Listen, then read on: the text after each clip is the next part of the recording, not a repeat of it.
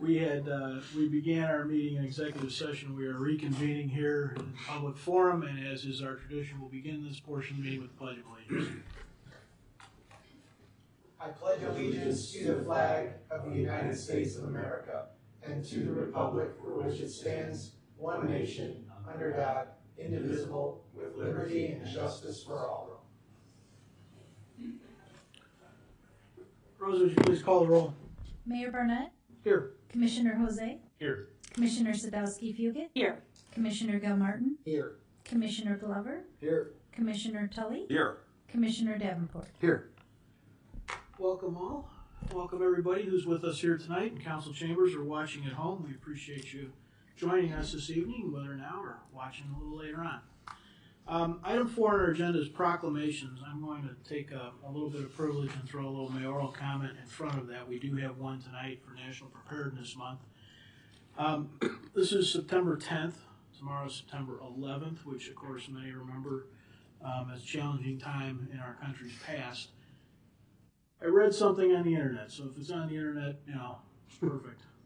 But actually, in sort of as a introduction into our preparedness comments for tonight, I want to go ahead and read this, so bear with me. On this day, 23 years ago, 9/10, 246 people went to sleep in preparation for their morning flights. 2006 people went to sleep in preparation for work in the morning. 343 firefighters went to sleep in preparation for their morning shift. 60 police officers went to sleep in preparation for morning patrol. 8 paramedics went to sleep in preparation for a morning shift of saving lives. None of them saw past 10 a.m. on September 11, 2001. In one single moment, life may never be the same. As you live and enjoy the breaths you take today and tonight before you go to sleep, in preparation for your life tomorrow, kiss the ones you love, snuggle a little tighter, and never take 1 second of your life for granted. That's an unknown writer, but I think a worthy thing for everybody to think a little bit about as we remember tomorrow. We also have a proclamation tonight, which is National Preparedness Month. I think those two tie together, and so let's talk a little bit about preparedness. Whereas National Preparedness Month is an observance each September, which is designed to raise awareness about the importance of preparing for disasters and emergencies that could happen at any time.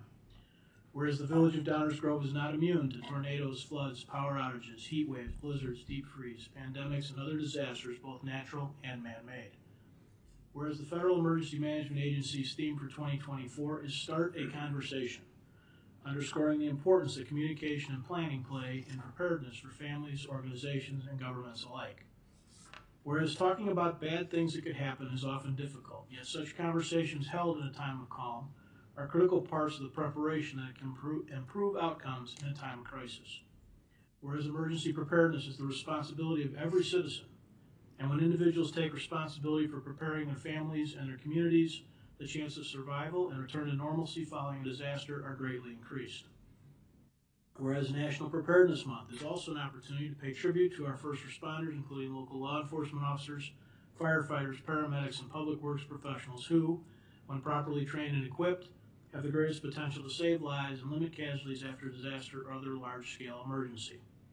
Now therefore, I, Robert T. Barnett, Mayor of the Village of Downers Grove, do hereby proclaim September 2024 as National Preparedness Month in the Village of Downers Grove and encourage all citizens, families, organizations, civic groups, religious institutions, and businesses to start a conversation today to help prepare for tomorrow, and to visit ready.gov and FEMA.gov for help in facilitating those conversations and developing their own emergency preparedness plans, working together towards creating a more prepared and resilient society. I encourage all citizens to find and take opportunity to thank those members of the law enforcement community, firefighting, emergency medical, and public works professionals that stand always prepared to serve our community. Dated this 10th day of September 2024, Downers Grove, Illinois. Thank you for listening for that. And please do take a moment to thank those around you that you know are helping prepare, and take a minute to prepare yourselves. Item 5, minutes of previous council meetings. Is there a motion? Mayor, I move to adopt the September 3rd, 2024 minutes as presented. Second. Any comments or questions from the council? All those in favor say aye. Aye. Opposed? Passes unanimously. Item 6, public comments. This is the portion of the meeting for the public to comment on items not on tonight's agenda. As is our custom, we will have opportunities at each active and first reading agenda item for additional comments. So if you have comments on things not on tonight's agenda, please approach the podium and let us know what's on your mind. I'm going to break the rules just a little bit because the item is already passed. I want to thank you, Mayor, for your proclamation and the information about getting prepared and how to, and the sites that you can visit to learn how to do that, how best to do that. So I think that's important information, and at any time, but especially now. So thank you.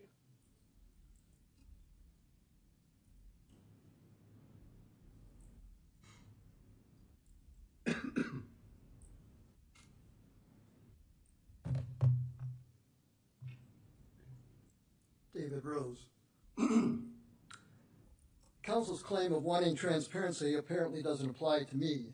I say that because the minutes of the last two meetings provide such terse and inadequate descriptions of my initial public comments, they might as well say, David Rose said something about something. Then it occurred to me the minutes treatment reflects council and staff's lack of comprehension of my comments about what you call environmental sustainability, which I noted should be called ecological sustainability. More specifically, the failure to communicate here is due to the need for a paradigm shift on your part. That term refers to the idea of seeing something in a qualitatively different way. For example, we now know the Earth is a spherical planet that orbits the sun. People used to think the Earth was flat. Some few may still, for all I know. Similarly, before the telescope helped show otherwise, it was thought the sun and planets and stars revolved around the Earth. The Catholic Church didn't take kindly to seeing doubt cast on that way of thinking, and took centuries to forgive its perpetrators, which to me parallels quite well the reaction in our times to the idea of ecological sustainability. Defenders and primary beneficiaries of capitalism recognize the concept undermines the legitimacy of capitalism as an economic system, so they reject it out of hand and come up with different phrases, definitions, theories, and tasks that distract from the core issues. We see an instance of that pattern here in Downers Grove. Paradigm shifts are hard. They require unlearning, relearning, and learning anew for both individuals and collectives. They require abandoning structures that no longer fit and building new structures that do. The structures affected are psychological, social, and physical. Council's sustainability effort thus far falls short in no small part because both village leaders and residents have little understanding of economics, ecology, and ecological economics or environmental sociology. Nothing I've said up till now has led anyone on staff or council to fill that hole.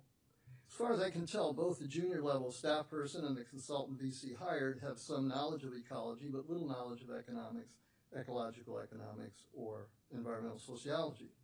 Similar deficiencies are evident among the environmentally concerned, such as the ECC and Greener Grove, and those people see themselves in the vanguard. These days, lots of people are concerned about the environment and want to do something. Few spend the time to learn, and even fewer recognize the need for paradigm shift. That's the clash between council and me. I see the need for paradigm shift. Up till now, you and the vast majority of people inside Downers and out do not. The clash starts with the definitions. As was true with your prior definitions, your latest one remains council-centric. That orientation is consistent with the notion widespread among elected officials that government should be thought of as simply a different kind of business, one in which the same operational principles apply, hence the centricity. Each of the definitions simply encourages council and staff to be mindful of the environmental impact of the way government operates. However, given last year's self-assessment that you were already doing a pretty good job, I'm hard-pressed to gauge how the latest definition provides improvement. For one, the rationale and method for identifying specific policy and empirical objectives seems vague. What does more sustainable mean, given your definition? Council's discussion of the outline suggests more is gauged relative to current conditions, but of what variables, with what data? Even the ECM report admits the GRC is only somewhat useful. The constraint on more is political acceptability, as in doing more doesn't risk voters throwing you out of office. The key concern about that constraint in this case is more enough in terms of both amount and rate of action. The global and local CO2 emissions reduction objective is the handy, worrisome example here. There are many more. What does the latest definition, by including the word strategically, suggest about how council will operate differently in future? What would council have done differently had the latest definition been in place years ago? Would the Longfellow property have been sold and developed or not? I doubt anything would have changed given council and staff's handling of that fiasco. Council's plan for Lot 2 is a handy current case for dissecting the implication of its definition. Council applauds itself for including environmentally friendly features in the new Civic Center. It considers that decision distinct from its decision to build a new facility, which is distinct from its decision to sell Lot 2 to help pay for the new facility. In other words, by council's definition, council achieved its objective of being more sustainable by choosing to include the environmentally friendly features. However, another resident and I pointed out that the assessment ignores the sustainability implication, such as CO2 emissions, of the Lot 2 plans adding more and/or richer residents and businesses to Downers Grove, as councils have been promoting in downtown and throughout the village for years in order to keep property taxes lower than would otherwise be the case. This point segues to a key concern with the definition's council centricity. How does the definition apply to everyone else in Downers Grove? Is it simply a model suggesting everyone try doing more in their own individual way? How will we know if we're doing enough? Who makes that assessment for the village as a whole? If more isn't enough, then what? I've been raising such questions for years. Only now, in your trying to develop an actual plan, has council and staff finally begun to face them. I hope Manager Fieldman's response to my comment at the last meeting about the confusing use of the word village in the outline and presentation means a crack for actual engagement has finally opened. Someday, perhaps, even some minds may open.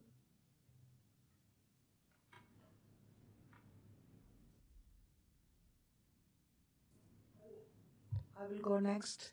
Good evening, everyone. I'm just here to thanks everyone. Thanks, Mayor. Stanley, I talked to today with Nora also. So they are working on it. So I will also try to work on, but I just here to say thank you and continue working with us, and same thing we will do. If we are benefit, of course, the Downers Grove Village will be benefit also, will be 1% or 2%, whatever the sales is. So I'm trying to open up soon as possible. So please cooperate the way you are doing right now, and in speedy process with positive way. So thanks again.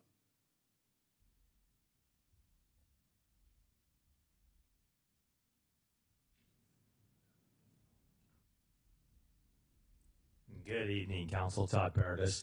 I just wanted to, I had an opportunity to go back and look at the video from last week, and while I'm not going to call anybody out specifically, I just encourage all of you, when you're getting calls, texts, emails, whatever from the constituents, that you would return those. And I think, you know, some people do a good job, other people maybe not such a good job, but I would just encourage you to take that into consideration. Thank you.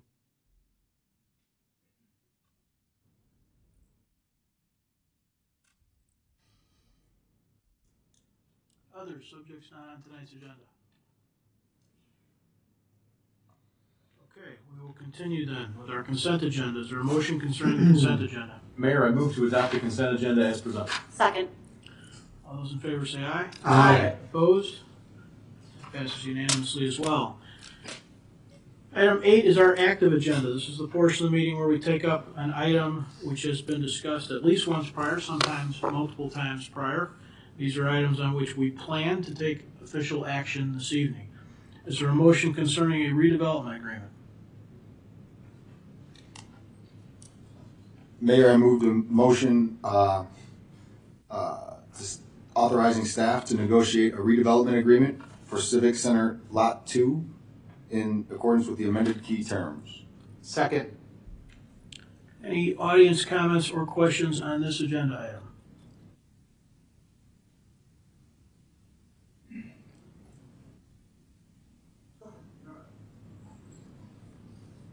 The demand for a $1,215,000 reduction in the purchase price, as well as other financial concessions for Lot 2, is a huge blow to the taxpayers of Downers Grove.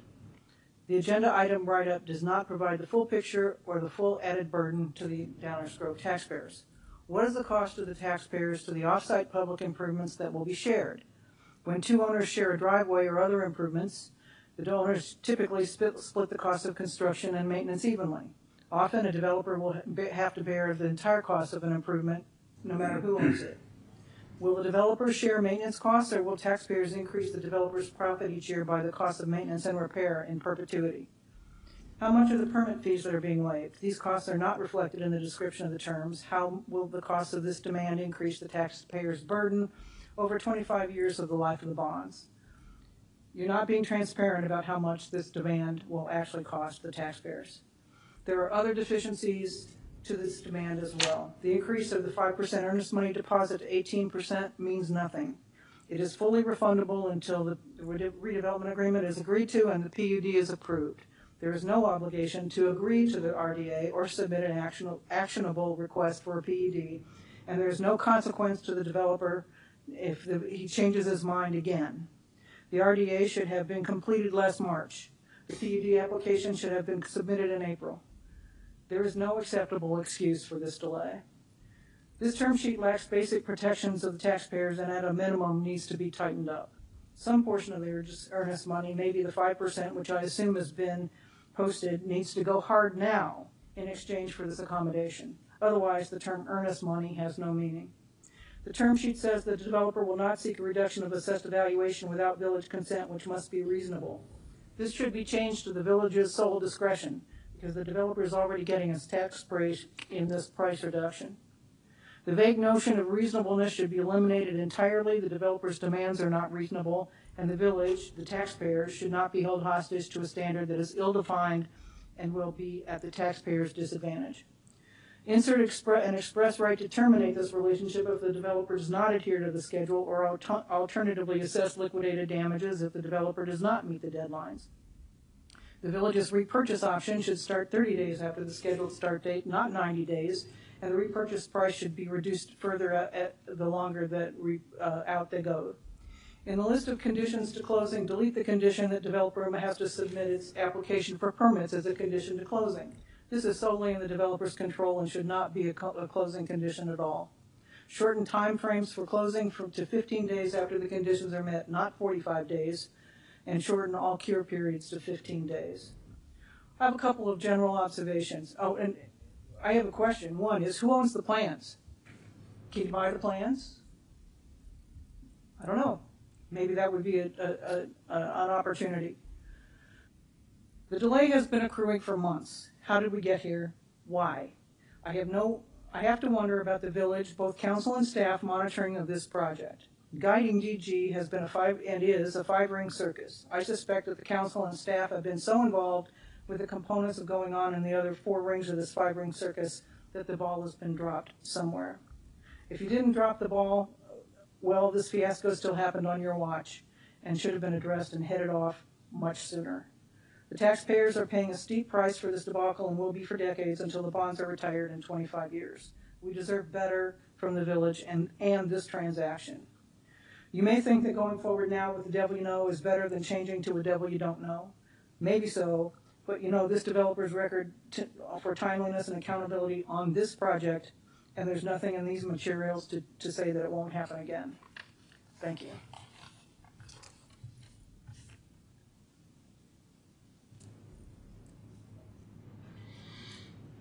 Good evening, everybody. I'm here on behalf of all my, I'm with the Jim Mansfield, I'm with the Plumbers Union out of Chicago, which I've been representing your town for the past 18 years. Our members, we have roughly 35 members between apprentices, journeymen, and retirees here that all worked on this facility here, your fire departments, your schools, your park districts, your downtown area. All these people had an opportunity to work in their hometown. But the reduction of this proposal, the builder is looking to entertain non-union employees, which will not only hinder the project, it's going to harm your residents, your taxpayers that vote on you, a job. And I'm here in support of my members requesting that when it comes to your vote tonight, that it be a no vote on a proposal to reduce the amount for the property purchase. It's over $1 million. That money could be going back to your taxpayers and people that need jobs. I appreciate your time. Have a good night.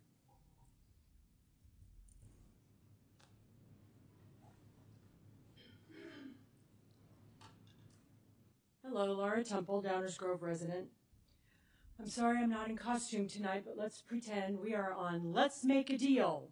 And we have a choice between 3 doors. And Monty Hall has asked Carol Merrill, the lovely Carol Merrill, to show us what's behind door number 1. It's the new deal offered by Lot 2 developer LCIDP. This deal features $1.2 million less than the original deal, plus a fee waiver that could ripple through development deals for years to come, plus some other stipulations that make this deal not the Hawaiian vacation or the new car that we are hoping for. But instead, what we've been shown to be behind door number 1 is a case of Rice-A-Roni, the San Francisco treat. Now, we don't know what's behind door number 2 or door number 3. The options are wide-ranging. Could be more Rice-A-Roni. That's an equally bad deal. But perhaps we'd be enjoying our Rice-A-Roni with a different developer, one that we trust won't try to change the deal in the middle of the show, or one who brings more value or possibly more long-term value to the development deal. Behind door number 3, who knows? Could be a dinette set, or it could be that new car or that Hawaiian vacation we're hoping for. Because behind door number 3, there might be a developer who can think more creatively about this parcel, who can think about how Lot 2 might be affected by or made cohesive with the whole Fairview Avenue corridor revitalization that is now coming more into focus. And I mean, at the price offered in door number 1, we could have thrown in some affordable housing. So if you pick door number 1, we are definitely stuck with a case of Rice-A-Roni, and that is not winning the game. If you choose door number 2 or door number 3, we have a chance to find a better offer. Out there in the world of developers, someone has to be willing to relook at this valuable public property and give us something better than a generic apartment block purchased for the low, low price of a case of Rice-A-Roni. And it goes without saying this needs to be fully union work. Please vote no on this particular motion on this particular night. Thank you.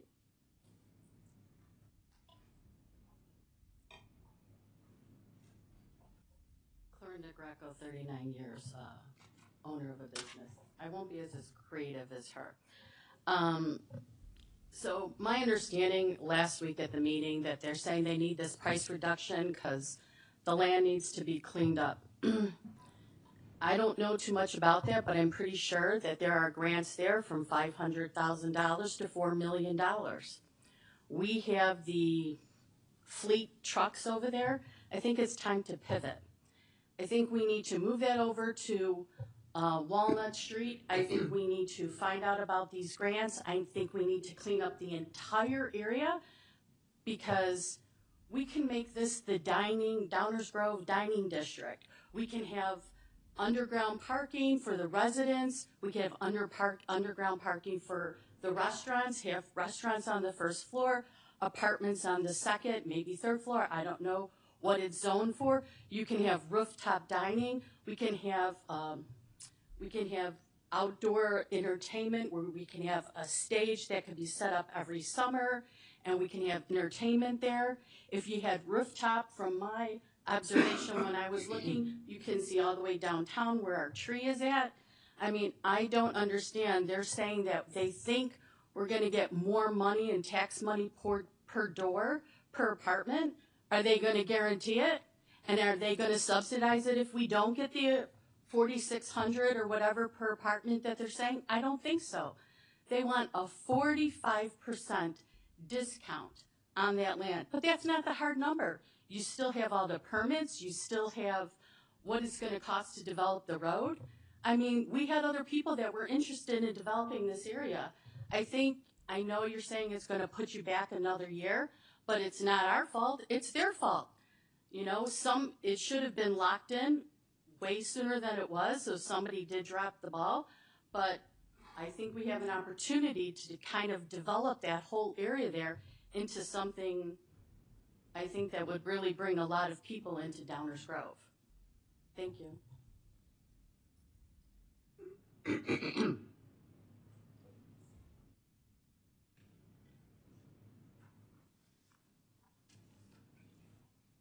Good evening. My name's Tom Siren. I represent the Sheet Metal Workers Local 265. We cover DuPage County.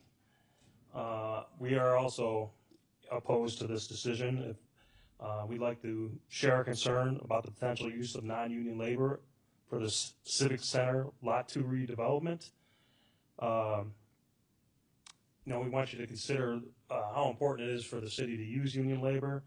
Obviously, supporting the local economy. Union workers are part of the Downers Grove community. We alone have about 30 members living in Downers Grove that could possibly work on this project.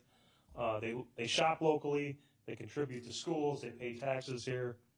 By using union labor, wages stay in the community, strengthening the local economy. It's not inexpensive to live in Downers Grove. Non-union labor may result in wages leaving the area, limiting the economic benefit to the village.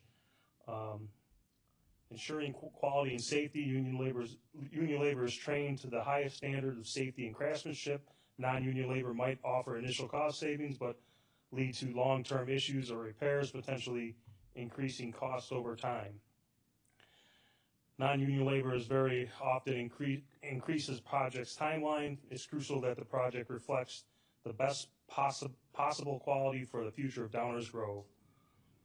Public accountability. This project uses public funds through TIP districts or however.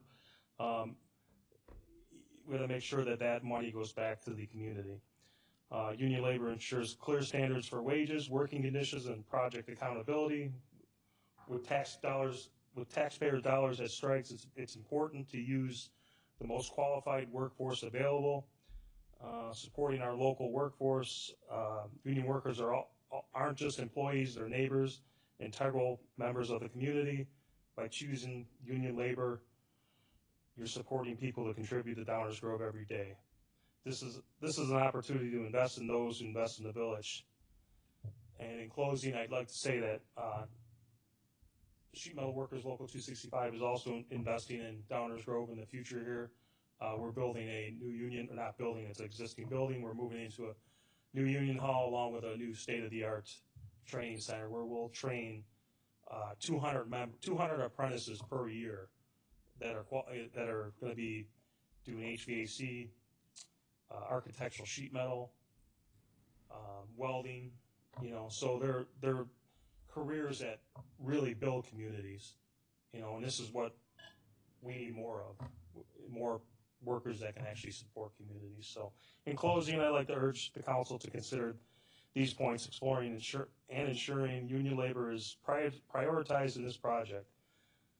This will help safeguard the quality of the redevelopment, protect taxpayers' investment, and support our local workforce. Thank you very much.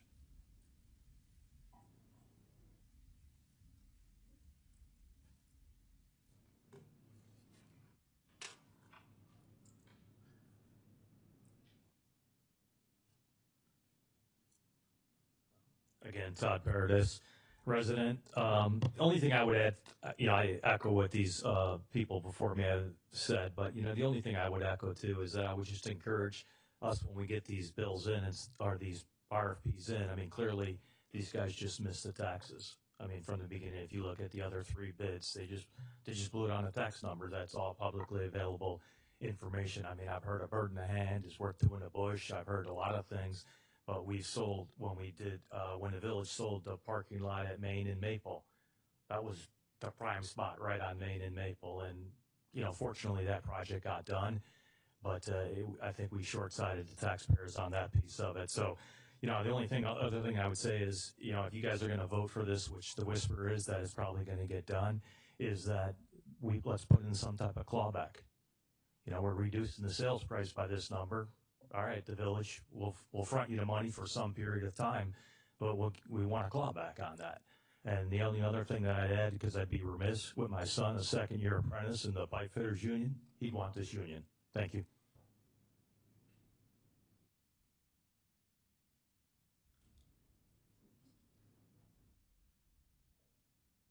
Good evening. Dan Kuskowski, been a resident here my whole life, 53 years. My parents moved here in 1950. I don't want to see this go on a downward spiral, starting out right now, being that much difference in the hole right now. I'm with the Bricklayers Union. We support union labor. We want to make sure this goes in the right direction for all the trades. That's going to bring safety, qualified people, and it's going to bring this project on time and delivered with quality. So think about what you guys are doing tonight. There's a lot of people out here that live in this town that really want your support on this one. Thank you.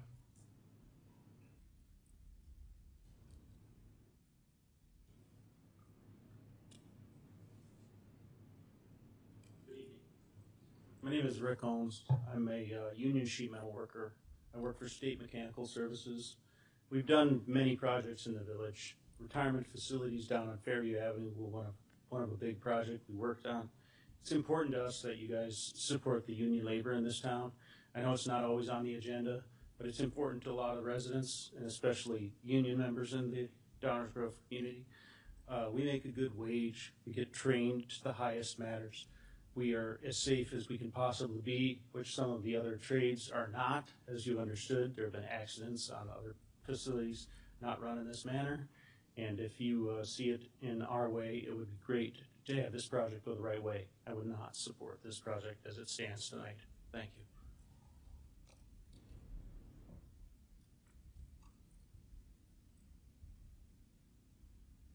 Anyone else? Okay, council member comments, questions, additional discussion. Want to start? Dean? I guess I'll start. I think time is what kills most deals in real estate, contracts. This deal being made over a year ago, and the market has changed since this deal was made, clearly. And while we don't know what's behind door 2 and door 3 with other developers, we know that time, which is guesstimated to be about 2 years, is probably going to cost us another $1.6 million. So no matter what, if we choose to go to RFP with this, we're definitely in the whole $1.6 million, and we're probably likely going to end up in the same situation because the market has changed for other developers. Because they're likely in the same situation with interest rates and the market changing, and their performers are going to be adjusted as well. So and also the blow to the taxpayers is going to be greatly offset by the amount of taxes the property taxes that we're going to be making off of this over the course of the loan. So, while one person said the devil you'd rather go with the devil you know than the devil you don't, that's kind of the situation that I'm finding myself in, because I don't want to risk the $1.6 million to find out 2 years from now that we're going to be in the same situation again. So that's why I'm in favor of this, and I plan to vote for it. Anyone else? Greg? Thank you, Mayor. On almost every construction project, the village has no input into what general contractor is putting up or rehabbing a building. Two basic exceptions to that are buildings that are built by the village, like our new Civic Center, which was built with union labor, and situations like the one before us tonight, where the village is selling land for redevelopment. As I said last week, choosing LCI development partners from among the RFP responses that we received many, many months ago was easy. They proposed the best terms and proposed using Leopardo Construction, which is a good union general contractor.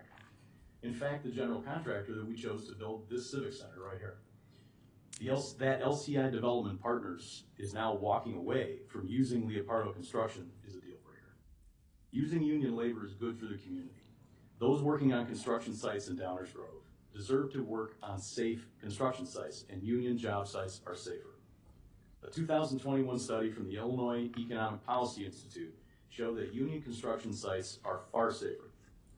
They surveyed 37,000 different Occupational Health and Safety Administration, as OSHA, inspections, and discovered that union projects were 19% less likely to have health and safety violations and had an average of 34% fewer violations per inspection when compared to non-union projects.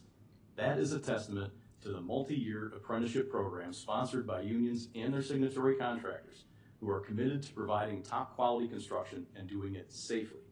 When you hire union, you know you're getting a trained professional and not someone who just picked up a hammer or a wrench for the first time yesterday. The village also has an interest in protecting the area's standard wages and benefits that are paid in our community. Hundreds of union construction workers call our village home and spend their hard-earned tax dollars here. And some may even end up renting an apartment in the proposed development, or maybe not, depending on how this vote comes out. Those union members should be the ones building the proposed apartment building and getting paid the area standard wage in order to do it. Now, I don't need to tell anybody in the room how physically taxing construction work is. I've watched too many plumbers, iron workers, sheet metal workers, carpenters, and others retire early, retire on disability because of the toll that these jobs take. And I've seen the toll it takes on the pipe fitters in my own family. Dozens of knees, hips, even shoulders replaced, and countless other surgeries, not to mention just chronic aches and pains. My point is this: the men and women in the construction trades earn every penny they make. They do incredibly difficult work under dangerous circumstances and undergo years of training in school and on the job to make sure they do it safely. Now, as has been pointed out by several of the audience members, many of the alleged justifications put forth by LCI simply don't pass the lab test.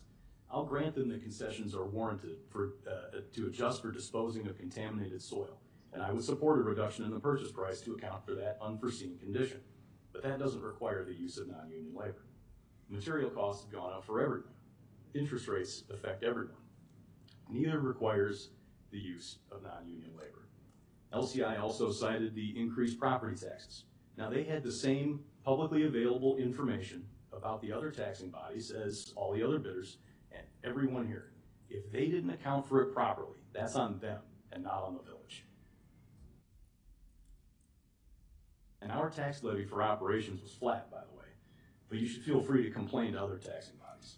This also doesn't require the use of non-union labor. What this is really about is that they think they can get away with it. This is the suburbs. It's DuPage County. They figure they can use a couple of union trades here and there, but they can cheap out on others to fatten their bottom line. Not on my watch. My bottom line is this: I'll choose the working men and women over putting money into a developer's pocket every day of the week, and I'd love to do it twice on Tuesdays. There are many around who disagree with me or who think that the potential loss of tax revenue outweighs the concerns I've outlined. I have to disagree. I do not believe that going back to RFP has to cost us 2 construction seasons, or even 1, and cost us that $1.6 million. The site isn't even yet prepared for turnover to LCI. The work will continue there regardless. The market has already seen this property once. We could get responses back in 60 days from issuance and make a decision as quickly as this council likes. As the mayor pointed out last week, the request for concessions from LCI is already public, which doesn't help anybody's negotiating position should it go back out to bid. But it's out there, which means at least one template is already set. Reject it. Tell them this is too much to ask. What's the worst case? 70 days from now, we're right back here. Their signature is already on the contract. They signed it because they know they'll make money on the deal. If they'll take it now, they'll take it 60 days from now. I also don't believe that these are the only concessions that will be sought. My kids are pretty big these days, but I still remember that if you give a mouse a cookie, they'll want a glass of milk. I hope I'm wrong. An apartment building on Lot 2 is the right project in the right location for Downers Grove. I wish we had the right development partner. We don't. I'm voting no, and I hope my colleagues join me. And if you don't, I hope you'll enjoy the pictures of the pickets to come that I'll be putting in your social media feeds. Thank you, Mayor. Thanks, Greg. Anyone else want to weigh in? Leslie, go ahead. I concur with basically everything that Commissioner Jose said. I am in agreement with that. These last, how many months has it been? About 6 or so months. We have not seen any sort of rate hikes and interest rate hikes, which is typically kind of the indicator of what, that's where housing markets tend to start to slow down. That's why we do rate hikes, correct? So they chose to keep it flat in July. So again, as Commissioner Jose mentioned, we haven't seen a shift, or there's no different information that this particular developer had or didn't have than the others that were out to bid. And I cannot move forward in good conscience, one, knowing that we are cutting the labor union 65%, and two, that we would be giving concessions for the permits and waiving permit fees. For me, that's that's a deal breaker. And those were the two that were early deal breakers when we were having long-term conversations about this project. You know, again, as Commissioner Jose pointed out, we have, in fact, in the past had discussions about soil remediation, and sometimes once you actually get the shovel in the ground, it isn't quite what you expected it to be. And I could absolutely make concessions based on that. That is, you know, an item that we've dealt with before. But, you know, as we start to discuss these downtown streetscapes and what we want it to look like here and kind of our vision for the village, my vision is not to sell off a prime piece of land for less than what it was originally agreed upon and waive permit fees so that a developer can, and also reduce the union labor so that it can increase the profit for a developer. So I, again, cannot in good conscience vote for this given all of these issues, and I will also be voting no. Thank you. Thank you. You guys have been to our meetings, that all that does is slow us down. I mean, we get, obviously, based on comments, I think we're going to know where things align with comments up here, right? Anyone else? Weigh in? You guys are looking at each other. Chris? That's me. Just a couple questions. The proposal was for 65% union, right? Not 35% union? That's what they suggested, or that's what they put in their performance? So not a 65% reduction in union? That's okay. I just wanted to make... 65% total. Total. Okay. Just wanted to make sure that was clear. Which, of course, is subject to change. Correct. Yeah. And let's be honest, these are key terms, so there are a lot of things that could be subject to change. We are not doing the fine details of the entire contract. So let me just start by saying I am not thrilled about how we got here. 9 months after selecting LCI, and at the time Leopardo, which I think was a big selling point for a lot of us up here. And I think what made us feel most comfortable moving is Commissioner Jose mentioned they built this building. We had a long relationship with them. And now we're essentially being asked to take a $1 million plus haircut to make this deal work. And I would say on the face of that, that is a tough pill to swallow. So this decision does not come easily. However, based on all of the information that we have, I do think it's in the best interest of the village to get this deal over the finish line for a number of reasons. Number one, we do have a higher expectation, or an expectation, excuse me, of higher tax revenue than we did when we initially accepted the proposal and evaluated the revenue for the village. Based on the new projection, this completed project will likely be a net positive for the village beyond our original projections, exceeding the loss should we approve this new purchase price. And I think when we talk about waiving fees and whether it's tilling the land or whatever the adjustments we're making, the reality is those are just simply levers. Whether we make adjustments on the land and keep the price higher, it's all about the bottom line number here. So I want to make sure we're not getting too caught up in those details. They put a performer together that's going to work for their business. They are a for-profit developer, whether we like it or not. And I think the fact that this will be beyond our initial projections makes this a little easier pill for me to swallow. I believe if we do put this property back out to RFP, we do run the risk of no movement on this property for 1 to 2 years. And that can be $800, $1.6 million in lost tax revenue, a risk that I am very concerned with us taking. We originally, I think, approved this in November of 23. January, there was some movement. We're now 9 months later. I'm just concerned that time, as Commissioner Glover mentioned, is not necessarily on our side. Compounded with the fact that apartment developments are slowing. The growth and the starts of those are slowing dramatically, 22% year over year down. I think that's an important factor to keep in mind. I think it's also important to mention that we do have a number of fail-safes in place to protect the village should LCI not meet their obligations, including the earnest money, which was 5% to 18%, and the ability to buy back the land at a discount. So if we did have to execute those fail-safes, we would be in a better position than we were, 100%. The sum of those would exceed what the cut would be giving. And again, these are just the key terms. I would also expect there to be provisions in the final deal that LCI cannot simply turn and sell this property for profit. There's going to be protections there.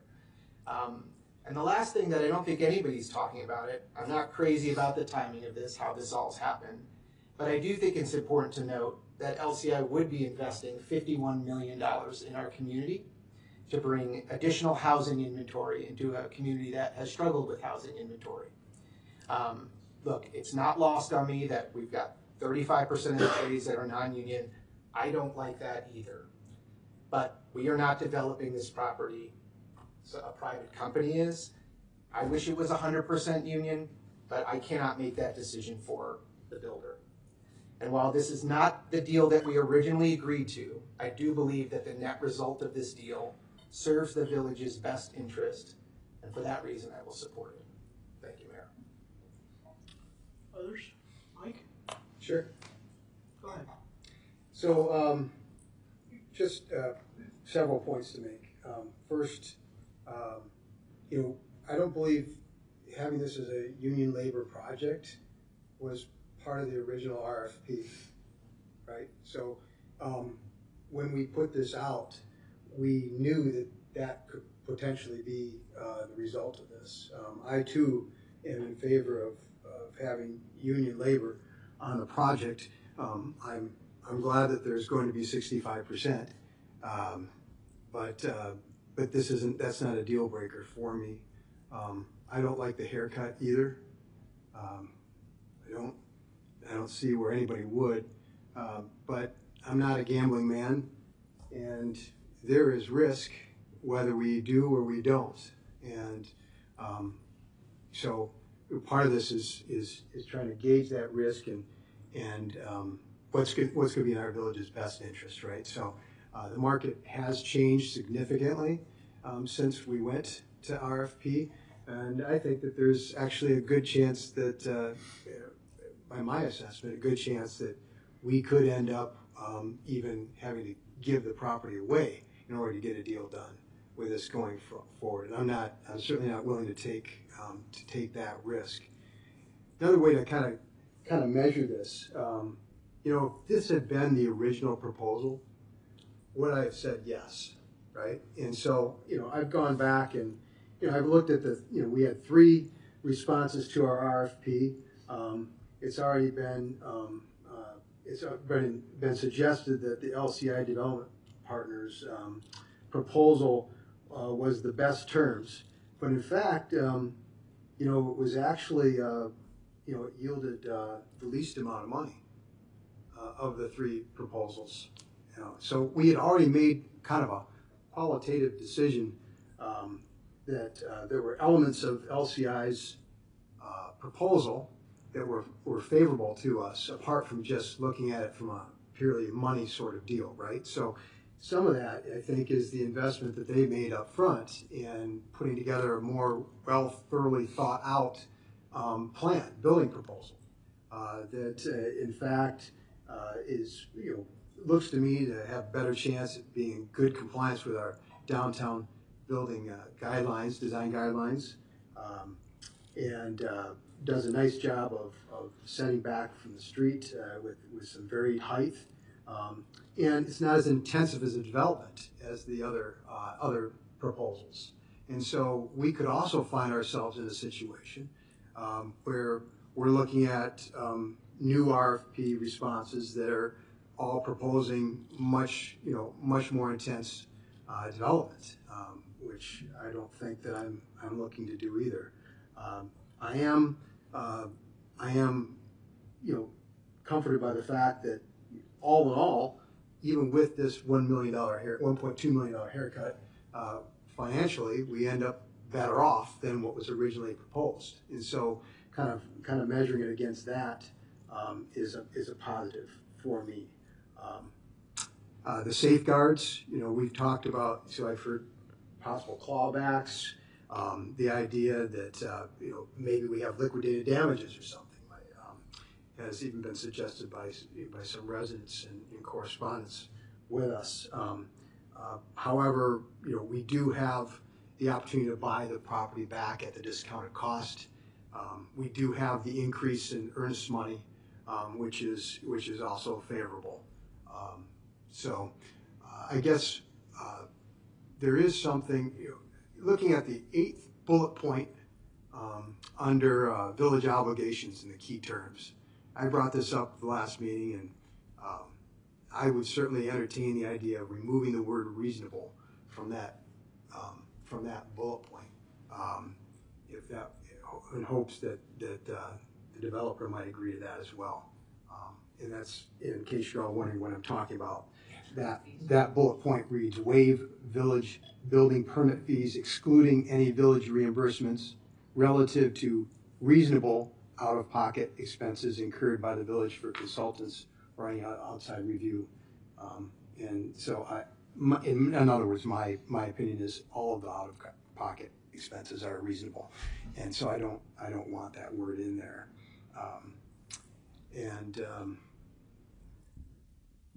I think I've covered everything I wanted to say. Thank you, Mayor. Thank you, Mike. Martin, you have some thoughts to share? Yes, thank you, Mayor. And sorry I wasn't here last week for the discussion. I was, as you mentioned, out of the country. But I watched the meeting, I listened to the comments that were made then, listened to the comments that were made tonight, and listened very intently to the comments that were made here. And I have to say that the one thing that's driving me the most here is what Commissioner Glover said, which is time. And it's, well, time and experience, because I've seen how time has worked against us in the past. Very negatively. Station crossing. Delays cost this village a lot of money. This building we're sitting in, delays cost us tens of millions and more of dollars of delay.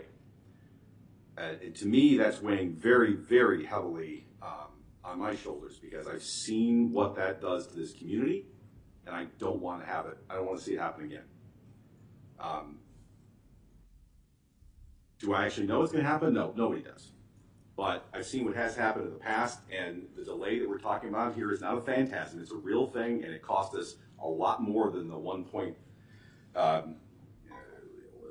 million haircut that has been referred to, tenfold, quite a bit more. So that's my biggest concern. It's been my biggest concern all along, is that we need to get this moving forward, because this is a project that's not a standalone. As we know, this is part of another piece. The first step has already been taken. We need to take the second step. The longer we wait between the two steps, the more likely we're going to have very negative impacts to the taxpayers. I can't emphasize that enough. And again, I've seen it happen more than once, where delay has cost us dearly. So yes, can people make analogies and metaphors to, we thought we were going to go to a baseball game and sit in the box seats, and now we're sitting in the upper deck? Sure. But like Commissioner Davenport, I went back to the original proposals back in November and made a comparison here, and Commissioner Gilmartin is absolutely right. At the end of the day, this is all about how it pencils out. I mean, you can move, it's like a slider scale. You can move the price, you can move this, you can move that, but does it pencil out? And the good news is that it actually pencils out better than what we were looking at back in November. I mean, so let's just not forget that. I mean, I'm looking at what we looked at in November, and this is better than what we were looking at back in November, and it's a less dense project. And we've heard a lot of input from the community over the last number of years about reducing density. This is the least dense of the proposals that we received. The only one that generated anywhere near the amount of overall revenue was one that was significantly more dense at that time. And we heard the community say we would like something less dense. So I'm looking at what pencils out for the community. It's not a blow to the taxpayers. It's actually better than what we were looking at in November, although we can look at it as we're not sitting in the box seats. And time. I mean, those are the two things driving me. Would I prefer to have had the deal that we talked about originally? You betcha. Would I prefer to have 100% union labor on this? You betcha. But I'm also concerned that if that 65% of union work on a project that is actually commenced and proceeding is better than 2 years of zero union labor because there's no project.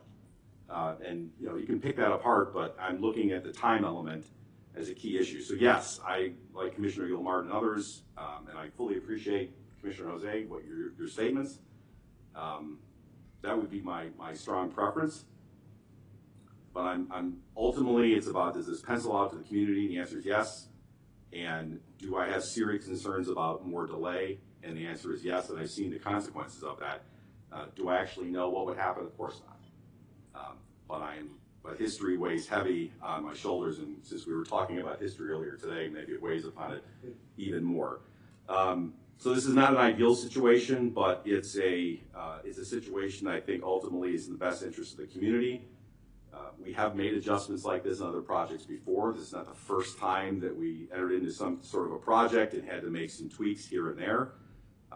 You make what makes sense, and sometimes you walk away and sometimes you go forward. On this one, particularly because we've already started this journey. We're well down the path. I think we need to continue our journey at a good pace or pay the price. This is one of those things where reasonable minds can disagree, and we're going to have some disagreement up here, and I don't think anyone's right or wrong. I think they're just different ways to approach this. There are different things that motivate us to our decisions, and that's why we have 7 people up here. Thank you, Mayor. Thank you, Martin. Before we circle back around for additional comments, I'll not repeat. I agree with those that are in favor of moving forward with this. I do want to just expound a little bit on the union labor question, though. That's not part of the question. I mean, I know people have passions about that and serious interests in that, and I'm not commenting on the value of any of those, but it wasn't part of the RFP package. It wasn't part of the RFP package at Maine and Maple either. We certainly could make it that the next time we decide we're going to sell some property. That was sort of a separate discussion. But that has really become part of this conversation simply because in the open, candid dialogues that we've been having with the people we're trying to partner with, there was a comment about hoping to try and save some money. But it was not part of the village's requirement for bidders, which means that all the bids we received last time, whether they said they were going to work with this developer, that contractor, these subs, or not, it wasn't a part of the requirement of the RFP. I don't know how else to say that. It is disappointing when things change.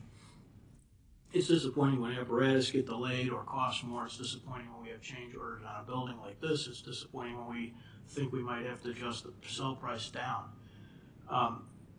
But the constraints within which we went to the market did not include one that said we will only accept a bid if it's 100% union labor. It just didn't. So I can't, I'm personally not willing to let that question about what percent might be union. The contractor and developers have said they're going to try and do that, and maybe it's 65, maybe it's 25. I don't know the answer. They're not going to know either until they get their bids back.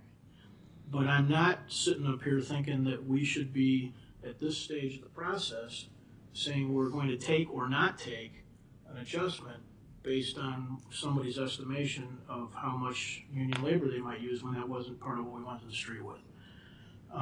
It's certainly a conversation we could, and probably based on this, should have if we ever are in this position again. But it can't. I'm not willing to let it motivate me here. And other than that, I agree with the things that were said by Commissioners Gilmartin and Tully and Glover and Davenport. And I want to go back to what I said last week. You know, I wasn't happy about this last week. I'm still not happy about it. I'm not going to be happy about it until it's done. I wasn't happy when we didn't have, the exact timing pinned down on this building either. These are big projects for the village. They're big steps forward. They're big swings, and they carry with them some uncertainty. I think we've managed that uncertainty pretty well. I think, as others have mentioned, there's some uncertainty management built into this.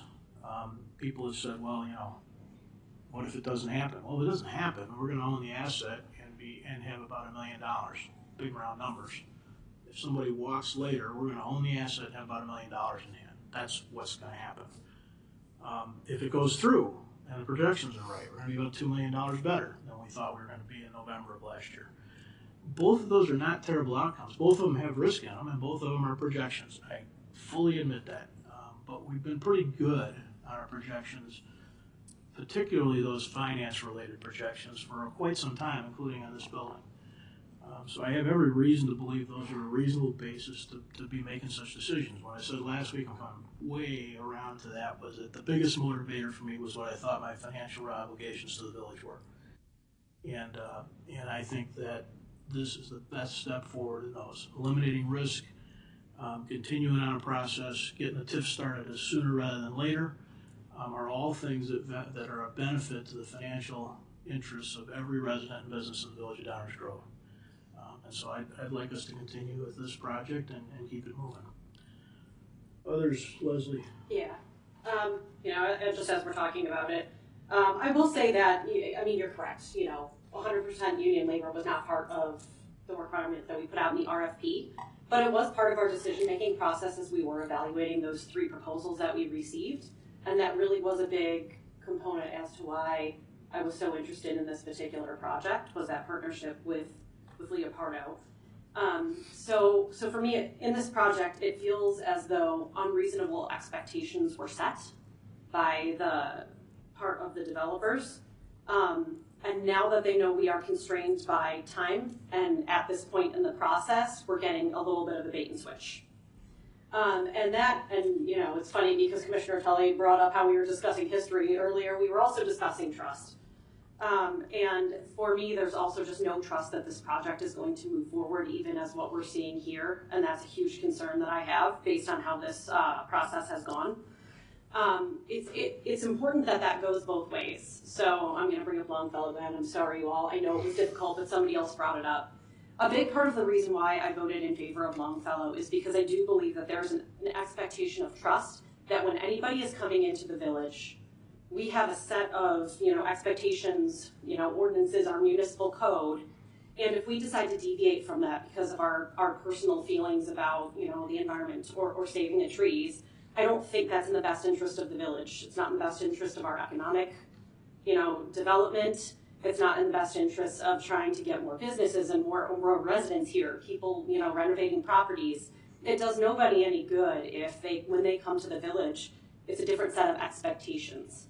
And that's kind of the problem that I'm running into here. I feel as though that needs to be weighed on both parties' ends, and I don't feel that I have trust that this project is going to go through as expected. So it's not just the union, but I do appreciate your comments. It was a big part of it after some of the deliberations we had in November, but that also kind of the concern of the unreasonable expectations and the lack of trust also lead me to just not anticipate that this might go forward, even as we're discussing here. Thanks, Mayor. Thank you. Greg. Thank you, Mayor. The RFP and whether or not it included a question about whether they would use union labor or exclusively union labor, I think is irrelevant. That's a constraint you're placing on yourself, and it really is not the answer or lack of the question does not constrain the decision-making of this body at all. To something Commissioner Davenport said, if this were the original proposal, would I have chosen it? No, I wouldn't. Not in a million years. And I am concerned that we're going to end up with, down the road, a request to have the project more dense, to Commissioner Tully's point. I don't think this is over. And you're right about, apparently I don't need to. And to your point about delays, you're right. There were delays in this building, in getting this building done. There were a couple of decades worth of delays. It did cost this village a heck of a lot of money. That was all due to a lack of political will. And if we'd have moved forward at various different points, some of those delays would not have been incurred, and some of that money could have been saved. I think we're looking at the same kind of moment here. We could choose to do something different. People are deciding not to. That's fine, but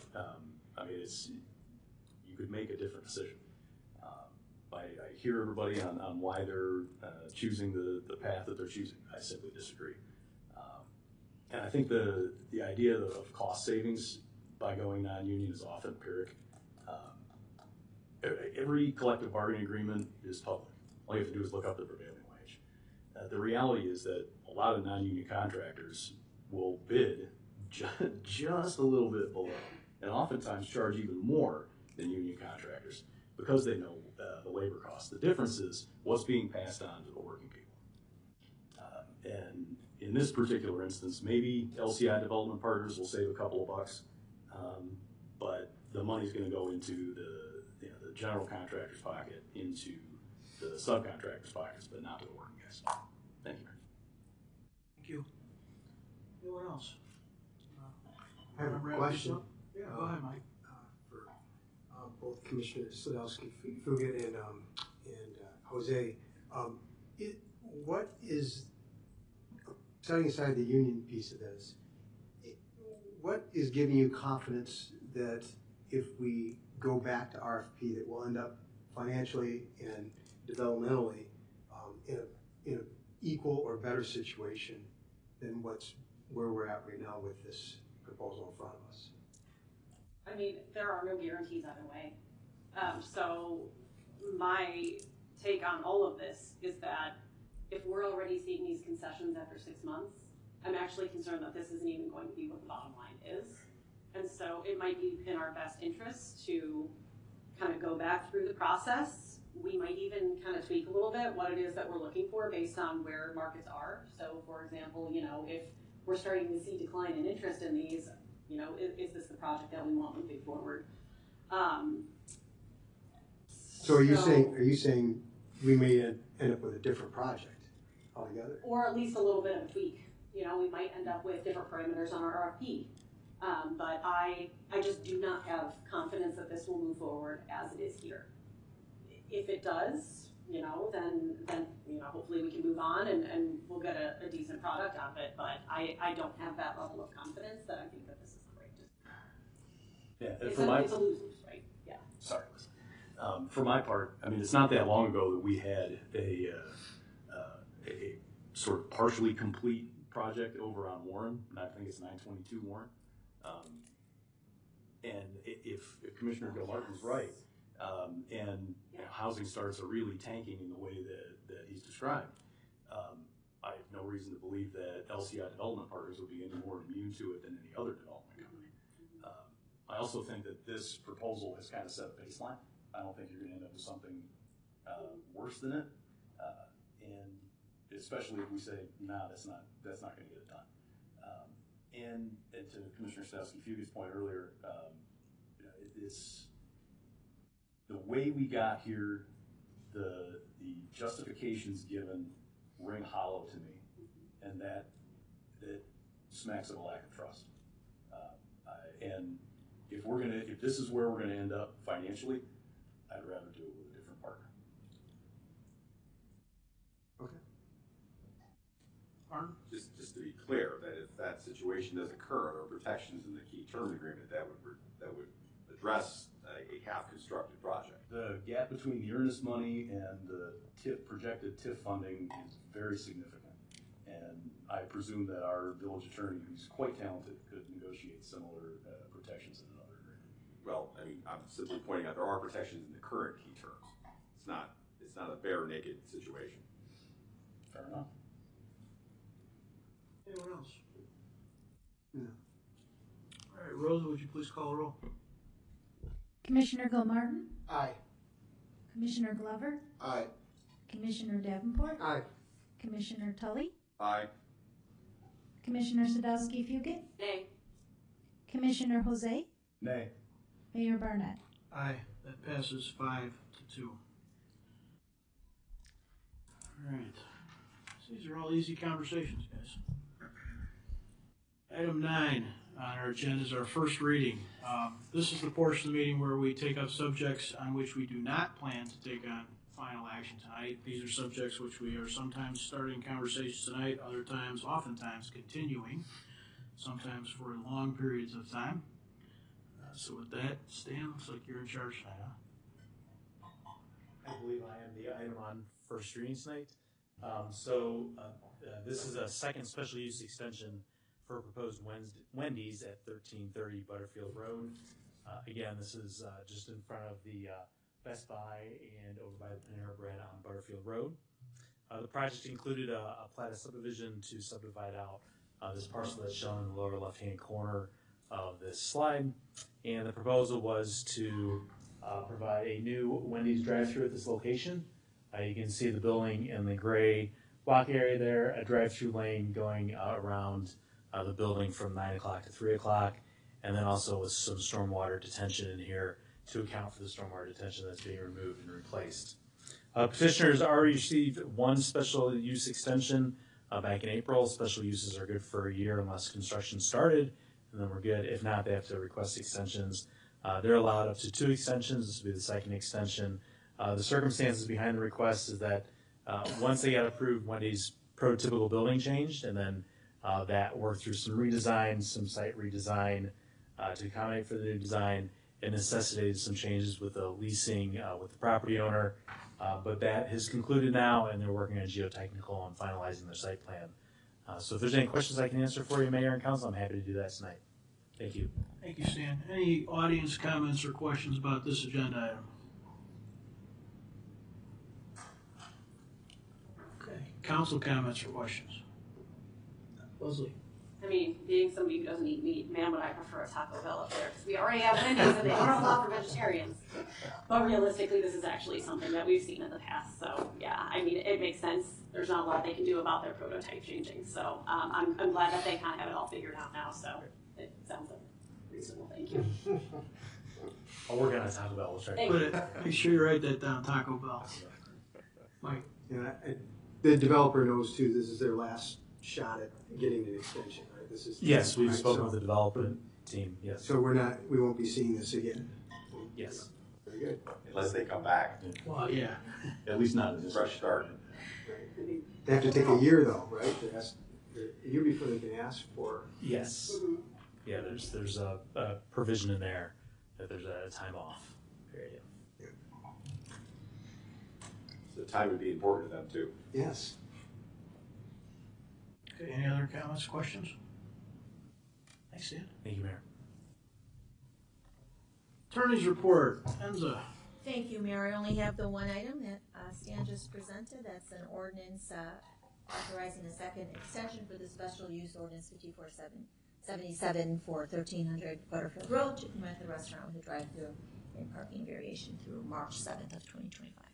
That is all, Mayor. It'll be on next week's active agenda. Thank you. Council member reports. It's an opportunity for council members to report out on goings on in the community, events they think people should be aware of, or other entities they're working with on things. Let's start with Mike. I really don't have any report, but my thanks for your comments about remembrance of September 11th, and sure brought back a lot of memories for me in the moment. So appreciate you reminding me about that, how I felt on September 10th versus September 11th. Thank you. You, Danny. No report, Mayor. Thank you. Leslie. Yeah, I just want to thank everybody that came out to the Grove Foundation annual golf outing on Saturday. It was a huge success, and right now we're still kind of finalizing numbers, but it looks like we raised over $17,000, which will go directly back into the community in our grants program, which will be in December. That's all. Thank you, Mayor. Thank you. Congratulations on a cool event. Yeah. Martin. Thank you, Mayor. Just 2 quick things. Number one, while minutes of any meeting are never verbatim transcripts of what happens, we happen to record all our meetings and put them on YouTube. So anybody that says anything and wants to know exactly what was said, all they have to do is go onto YouTube and they can watch the entire meeting from start to finish, nothing being missed. And second of all, just in case there are any school children still up this late watching TV, not doing their homework, I would hate for anyone to be misled about a historical event. Of course, it was Copernicus who in 1543 discovered that the stars moved in the patterns they did, and that the sun and the stars did not revolve around the earth. Of course, the famous revolutions of heavenly spheres was when that was first done. The telescope was not invented until 1608, so just want to make sure that we had our historical facts straight for any school kids that might be watching. Thank you, Mayor. Thank you, Martin. Chris. That was the most random report I can remember to do. I'm not sure anything I could say could follow. No report. I'm just getting warmed up. Thanks, Chris. It also proves that I'm listening when people come to the podium. I was going to say it's a little, maybe a little less random than It's a little less random than it you could have think. been, but I appreciated that. I'll call it a detour as opposed to a follow. Now, I want to echo Commissioner Sadowski-Fugit's thoughts about the Grow Foundation. It was a great event. I'd like to thank in particular the representatives from our fire department who came out and played the event, as well as Commissioner Glover, who actually beat the pro on hole number 6. Thank you. With Thank one you. hole and shot, from what I understand. So, I was stationed at hole number 8, where nobody was able to hit the green, and thus Ogden, Lincoln, Mercury did not have to lease anybody a car. And I also appreciated the comments about September 11th, Mayor. I was talking to a friend last night about sort of, it was just a reminder of how everybody experienced it a little differently. We buried my grandfather that day, and this friend I was talking to had his daughter born that day. So there were obviously plenty of tragedies, but also the excitement and fear that comes with new life. So, thanks for the thoughts. Thank you, Mayor. Thank you. Our manager's report tonight. Dave, you have anything before we make a movement? No, sir. All right, we are going to try again with working in our sort of kitchen table setup at the back of the room, so we'll take a couple of minutes to make that switch. One thing I would ask everyone is send us an email after tonight. We're all still sorting through this as well, and so it's either working or it's not working, or people are enjoying it or not enjoying it. We at least want to understand that, and so for those of you that have been here for multiple meetings, you've seen this a couple of times, shoot us a note. Tell us what you're thinking, and we'll circle back down there shortly. About some continuations of guiding DG. And Stan, you're going to lead us through that. Sure. Thanks, Mayor. Good evening again, Mayor, council members, staff, and community. Tonight, we're going to be talking about streetscapes, the prototypical conceptual design, and have a working session tonight. We always pop this slide up here to begin with just to show where we are on the schedule. We've talked about the environmental sustainability plan recently. There's some documents coming up with comprehensive plan, bike and ped plan we continue to make progress on as a staff. And then tonight we're here to talk about the downtown and Fairview focus area streetscapes and the connection between the two. So specifically what the council is going to be looking at tonight are just some prototypes of the streetscapes designs. These are not full street sections. These are not from Maple all the way up to Burlington, all the way up to Franklin. These are just prototypical segments that we can look at. The ultimate deliverable for the project really is a full set of design development plans that are coming in the spring of 2025. That will cover all of downtown with dimensions and details and really good details like that. So to create these plans, what we really need from council tonight is to provide us direction on key design concepts. So that's what we're looking for tonight. There's probably several rounds of these things where we'll get some additional feedback from the mayor and the council members, go back to the drawing board with Tim King and his team at Hitchcock Design Group, come back, talk again, talk to the community, and then finalize these plans. So we're looking at prototypes tonight, just typical cross-sections plans here this way. And then as we get further in the process, we'll get more into the details. So again, sort of the flight analogy, really sort of high level tonight and get down to ground over the next few months.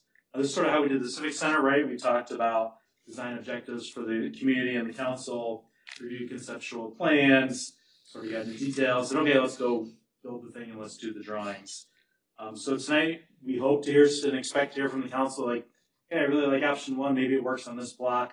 I like elements of this option, I like elements of that idea. I really don't like this one, so let's not do that. I like pieces, parts here. Maybe this one works here, maybe that one works there. And provide that feedback so that as a team, we can move forward with developing these plans further. So at this point, I'd like to introduce Tim King with Hitchcock Design Group to lead through the rest of the presentation. Great. Thank you, Stan. All right. So Stan already touched on this quite a bit. We'll just give you a brief update on where we're at in the process. Very brief overview of the existing conditions. You already have that report, so we don't need to go into that in detail. spend all of our time really on the conceptual design ideas and then touch on the next steps. So just this is a recap of the process. Again, Stan already touched on this, but we did the existing conditions analysis. We looked at things, did that report. We're really paying attention to that as we move forward. The area in the purple there, that's where we're at. We're looking at these alternatives, and then we're going to get into the more detail as we go forward. So again, Stan already touched on this, but tonight we just want to get input and feedback. We're not making final decisions. We got a long way to go to get there, but just want to see what you think and if we're on the right track as we go forward. So won't go into this, but we did in the report outline the existing conditions, that baseline. We actually got into evaluating the actual components as well. Again, we'll circle back on that as we go forward into the process. We did want to just touch on the key takeaways before we get into talking about the concepts, though. This just shows the areas we're looking at, the downtown, Fairview, and the connection between. But the key takeaways were really these four things. So the streetscape function and character, what we really heard when we went through that is that the function of the streetscape matters, but the character also matters. So we want to make sure we're paying attention to that as we move forward and identify what the baseline criteria is for why we might do one thing or another. And then thinking about it as a community-wide baseline design, but then certain areas, Fairview area might have a little bit different feel to it. And then it wasn't part of the original scope, that connection between downtown and Fairview. We added that to the scope just as we got into it. It's really only a 10 or 15 minute walk between the two, so we wanted to include that.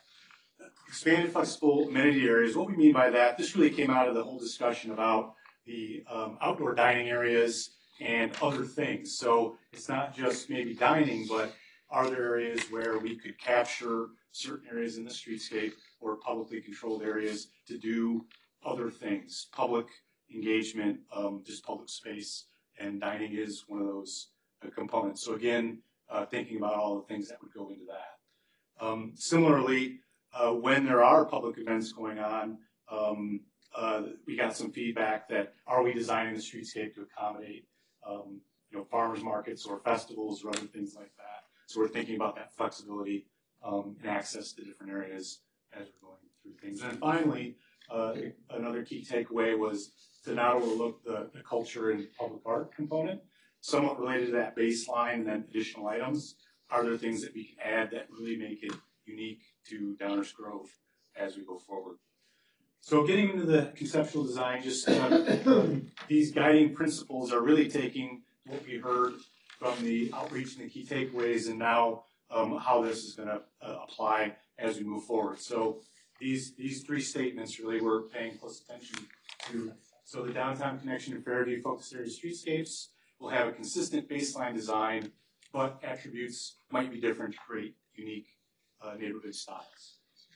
All options lean towards a traditional style. So when you talk about the aesthetics and how things should look and all that, we heard pretty clearly that in Downers Grove, a lot of the input we got was that it should be a traditional type style, but we want to make sure that we're looking forward and that we're making sure that it's a progressive, forward-looking materials and things as we do that.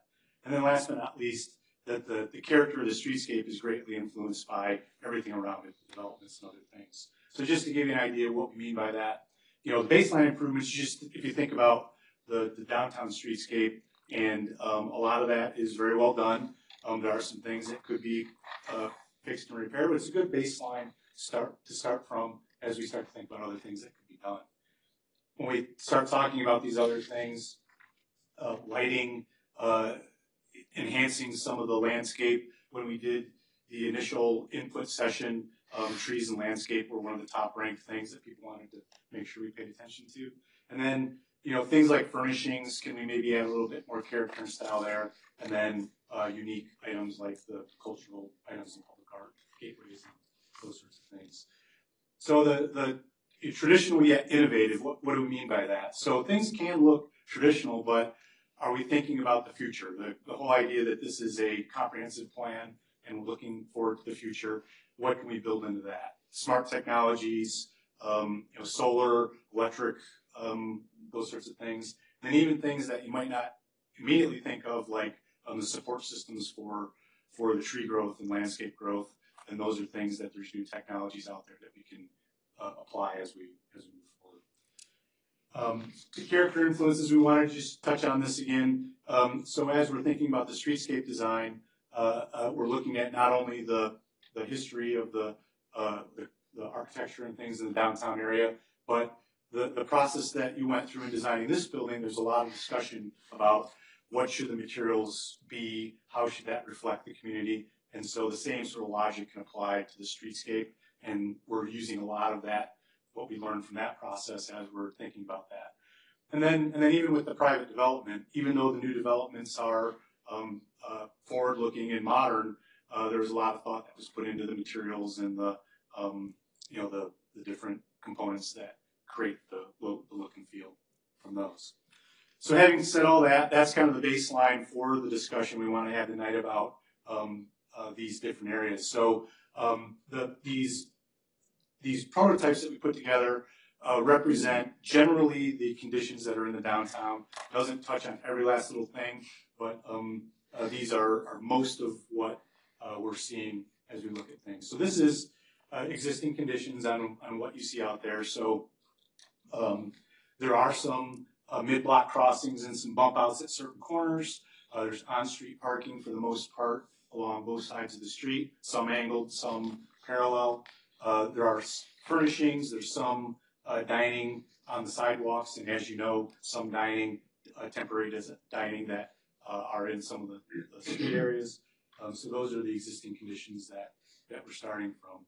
So as we look at improvement options, so option one, these are kind of progressive, but option one starts to look at what can we do to maybe accommodate or reach some of those goals that we talked about. So the first thing that we're showing here is that maybe on some of the areas where the street is striped off on corners and things, we could add some additional bump out areas. So not changing traffic patterns. We wouldn't eliminate turn lanes or things like that, but basically capturing areas where we can to do more of this flexible outdoor area. The red dotted line represents in certain areas, again, we could look at, is there an opportunity to maybe think about what you might have heard as like a road diet. So again, we're getting rid of parking, we're not taking travel lanes away, but are there areas where we could gain some space and we'd have to do a cost benefit analysis on if the money would make sense to offset that. But in certain areas, there may be opportunities to just gain more sidewalk space without impacting the vehicular traffic. Other areas where we could add things in the existing streetscape like overhead canopies or pergolas, that sort of thing. There's space to do that in certain areas without making big change. And then all the other things that we could add on, such as more furnishings, gateways, art, things like that. So those all would be added on in addition to that. So that's the option one. Taking that one step further, we could look at areas where, what if we were able to, say, take an existing bump out area and take 1 or 2 parking spaces, what does that gain us? So by losing 1 or 2 parking spaces, it might gain a sizable area to do outdoor dining or a gathering space or a public art location, those sorts of things. And those, I do want to point out that the idea isn't that this would happen everywhere. We'd look at this on different locations in different areas specific to that, that location and the types of businesses and things that are around those areas. So that's an idea where we could, with just a little bit of change, we could add maybe some fair amount of gathering space. Option 3 takes that even one step further, and maybe there are certain areas where if we did that for, say, both sides of the street for half a block or something like that, now you really start to change the character of that whole street, that whole area. Again, that wouldn't make sense everywhere, but there might be areas, if the desire was to create a very different, unique location, we could start to do more of that sort of thing. And so that's what this represents here on that area. So just a closer up view of what we could do in these areas if we did expand them. So this does show essentially an area about the size of what is blocked off for seasonal outdoor dining, and how that could be more of a permanent type condition in the streetscape area. Or it could be, this is showing what could be like an overhead structure with any number of different things, that amenities that could be there, sculpture, public art, that sort of thing there. So just an idea of what could happen. Now, as far as the downtown public space is concerned, the obvious location is the location by the train station that is currently outdoor public space, and this is the existing condition there. Similarly, we've shown some progressive ways we could think about change to these areas. So one idea is that maybe the function or the structure doesn't change all that much, but we just change some components of it to make it a little bit more flexible. So what this is showing is that the fountain component, if it went away, that center area maybe could be used for flexible seating, overhead canopy type structure, that sort of thing. But the rest of it more or less stays in place. A pretty economical way to maybe change if the desire is to have more public gathering space in an area like this. Taking that one step further, if we thought about the real estate as more of a blank slate, and what could we do to make it more of an open, flexible space, we could look at taking out that the sheet walls and things, opening the area up, potential for again a flexible space, still having landscape included, some areas to maybe do small performance, that sort of thing. So just thinking outside the box of what could be done here. This option 3 is very similar, but this is an idea of, you may have seen in other communities where it's a very traditional downtown, but they have a plaza space that people are saying, wow, that's just really different. It's a really different idea. It's something unique. It maybe has a feature in it that draws people in. That's what this is representing. Exactly what those things are, we will work through as this goes forward, but just the idea that you could take a real fresh and different look at this space. And then we took it even one step further and said, okay, well, the drop-off that is there takes up a lot of space in a very prominent area.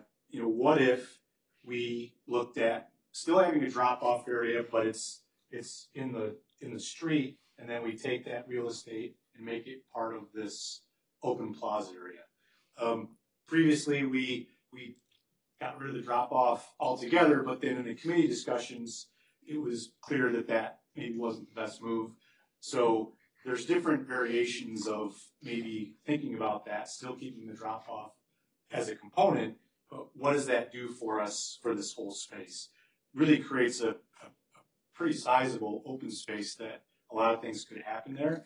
But again, it's that trade-off. Does it make sense to do that for what you gain from the change with the vehicular traffic patterns? So I'll pause there to talk about the downtown area, and then we'll go on to the next sections from there. You getting up to take some notes? So importantly, iterations, right? We're kind of in an iterative process. So what the design crew is looking for is our feedback from their first, thoughts and interpretations from some of the data they've gotten, from the feedback they've gotten, and what might be done to meet some of the needs expressed. So, Please speak into the microphone. a special microphone. Try that. Is that better? Not so much. Okay. All right. Well, Art, go ahead and start us off. Sure. Thank you, Mayor. So first of all, I appreciate this because I'm not going to need a microphone. I appreciate this because we really had to kind of see the exploded possibilities to think about where you kind of want to end up. And I've been thinking about this for quite some time. This is really good to see. I've also been listening very carefully, been thinking about today, the past, and the future. And two things are going to kind of drive my view on this. One, and I'm just focusing on downtown right now. We'll talk about other areas when we get there. One is I'm very much in favor of supplementation and not supplanting. So there's lots of things that were shown there that I think could augment what currently exists in downtown to make it more opportunistic, make it more aesthetically pleasing without replacing something. And I know that there are some trade-offs, but I'm going to favor more of the augmentation rather than substitution. The other thing is flexibility. And I'm just going to cut right to the elephant in the room and outdoor dining. So here, while I think we would all love to have beautiful spaces for people to sit out all the time, and this is all fresh in my head because I just came back from Vienna, Prague, and Berlin, we don't have space.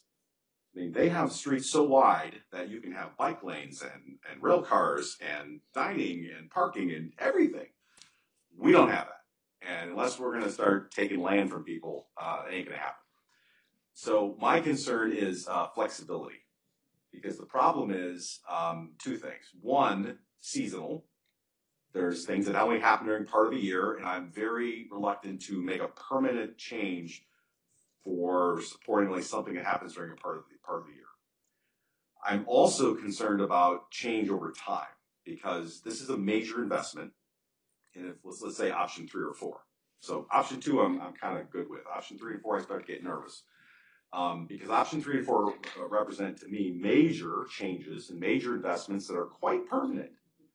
And I'm going to date myself. We all remember when the downtown mall was the fad, and a lot of changes were made, and then things changed. Like, we don't like that so much anymore. I don't want to do that.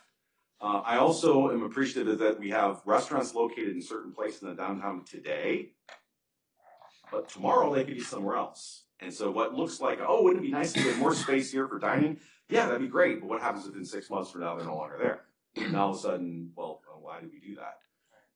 So I, as much as I would like to see some amazing things, I would like to explore options that are flexible in the sense that they can be used when they are needed, and they can adjust to changing economic environments and also changing use patterns, and changing who the occupant of a particular business is. Because today it might be a bakery, tomorrow it's a nightclub, and things can change. And I think making permanent investments that are very expensive and also which require trade-offs or that supplanting, I'm just nervous about that. So I'm going to go challenge staff and our consultants to go with the and solutions, find out ways we can make things look really cool and nice, but let's not replace things that we can't get back, or let's figure out how we can. I don't know how you do this with a it's a parking space today and it's something else tomorrow. But hey, we're being creative, we're being innovative, we're pushing the limits. I would rather maintain that high level of flexibility, just because things change. Things will change again, and I don't want to make millions and millions of dollars in investments and then, oh, gee, okay, fine. Well, gee, that changed. So I want to maintain maximum flexibility and do more enhancement with what we have, just because we don't have space. We're not going to get the kind of space that you see in other places where they do this in their downtown.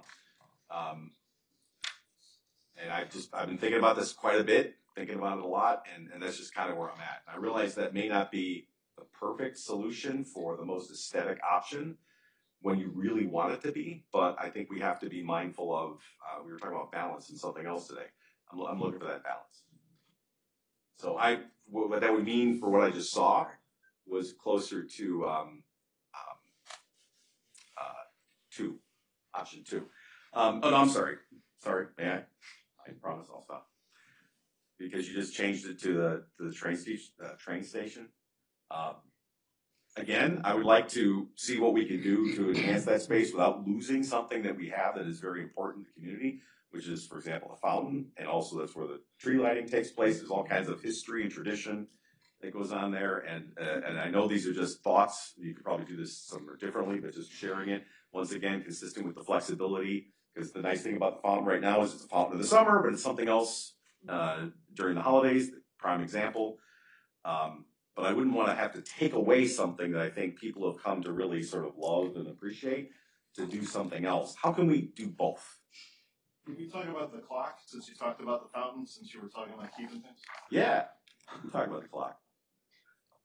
What do you want me to say? Well, fall in the same category as the Sure. fountain. Okay. Sure. Right twice a day, we know that. Like the one in Valley Girl? That was. Hang on, Mike. Well, Mark, are you Yes. you good? For downtown, So yes. make a comment if you do have one about the clock. Yeah, I actually was trying He to. just wanted he wanted permission to write clock down. Well, I wanted to know if you meant it was part of the fountain, like keep it or not, because we've actually, that's come up. a couple Yes. times. Got it, thank you. Leslie?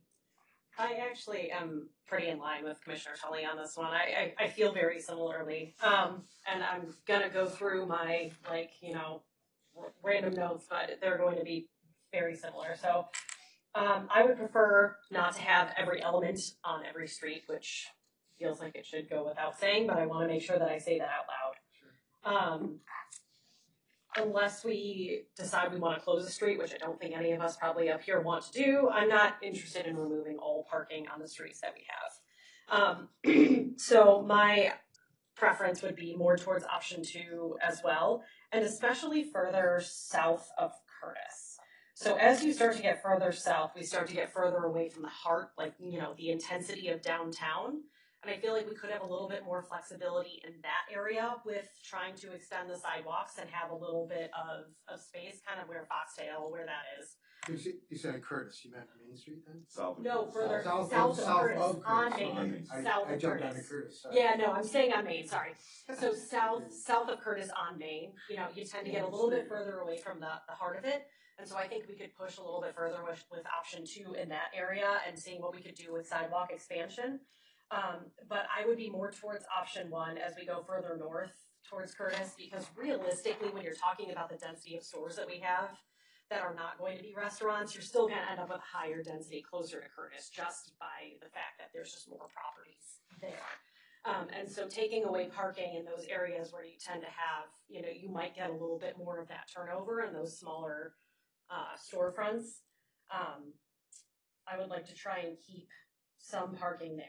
Does that go, sorry for interruption, does that go, that line of thinking, you said option 1 towards the center, does that apply north of the tracks too, like by the Starbucks and the Burdos area? Yeah. So I don't know that you need to No, get so geographic with this. actually I think What's going on for there. me it's just further away from the center Yeah. of things. Further to So the as south. you get further away from the center of things, I think that we could think about expanding, at least if nothing, those bump outs and the curbs more, to have a little bit more of an opportunity to make that sidewalk wider. But I think we have a little bit less wiggle room to do that when we get into Maine. So, one great example, I went to pick up the food. We used Alfredo's as one of our caterers on Saturday, and I went to pick it up. And I mean, of course it was, the Fine Arts Festival. But then once that was over, I actually had to return some equipment. And I always just assume that there's not going to be parking in front of anything. And it's funny because there were 3 spots right in front of Alfredo's, and instead I hauled all this equipment from the parking garage. But needless to say, I don't think we should get rid of parking just for even basic, simple things like that. It really is going to have a huge impact on the businesses that are there, even restaurants in this case, for somebody that does catering, that can make it really challenging. So I think as we get closer to the heart, I think we want to do a little bit closer to option 1, but as we start to get a little bit further out, we can move towards option 2. I wanted to say that I appreciated the innovation, the thoughtfulness for the innovation for the trees, and really considering the stormwater detention and things that provides in the downtown. Anything that we can do to help with that is a benefit. One thing that I was thinking, in terms of the flexibility, like you were saying, I wonder, is there a way that we could have outdoor dining areas that are semi-permanent, and then you could switch that over to, say, a cultural or art installation or something when it's not in use at the time, so that we aren't just using all of this space for outdoor dining for a period of time, but that we could actually swap it out and work with downtown management to have a thoughtful plan about, whatever season it may be to kind of swap some of those elements out. Okay, so it would be a permanent improvement, but it changes seasonally? Yes, so the things that we could put in there, so theoretically you could have some sort of cultural installation when you're kind of in an off season, and you can even have different nonprofit groups sponsor it. Right now it goes away when we pull the stuff off the street and Correct. we're out of season. Yeah. So you're hoping to preserve that. Right, And but that's what I want to make sure the difference Yeah. between like a parklet used for outdoor and then it turns back into a parking space. But Right. you're saying no, it's a if permanent we improvement right, so if we have seasonally. so if you have some of these flexible areas, especially as you start to move a little bit further out, and we are, as they mentioned, able to expand the sidewalk just a little bit to give us a little bit more clearance there. If we're gonna put that in. Right, then if we could put outdoor dining in there, but then even have some of those more cultural or arts-based things, then again, it wouldn't feel so crowded because we're not placing them there permanently all year round. We'll have the space for both, and we would be able to change it up seasonally as needed. So that was just one thought that I had, so that we could incorporate the arts and culture and still kind of maintain some space for tables. Leslie and Martin, before we continue around, do you have any thoughts on not the particular space, but the concept of the current reallocation of parking for other uses, right? So forget about where it happens to be this moment. Mm-hmm. But when we look at things like this extended flexible event here, we talk about flexibility, and what I think I just heard you say, we're still talking about spaces that historically, 10 years ago, 15 years ago, were parking spaces and are now some other use. Maybe they're dining, maybe they're art, maybe they're whatever. Comment on that a little bit, because I think that's a big part of, where are we starting from today, or are we starting from pre-COVID? What are we starting from? Sure. So for me, I think we could keep the extensions that we have currently further away from the downtown. In the downtown, my preference would be to maybe move back a little bit and try not to take up all of the parking spaces and see what we can do with that sidewalk clearance in certain spots. See if that's enough, and then maybe move forward from there. Again, in the heart of downtown, I just think it's harder because we do have non-restaurants as well, and people picking things up and dropping things off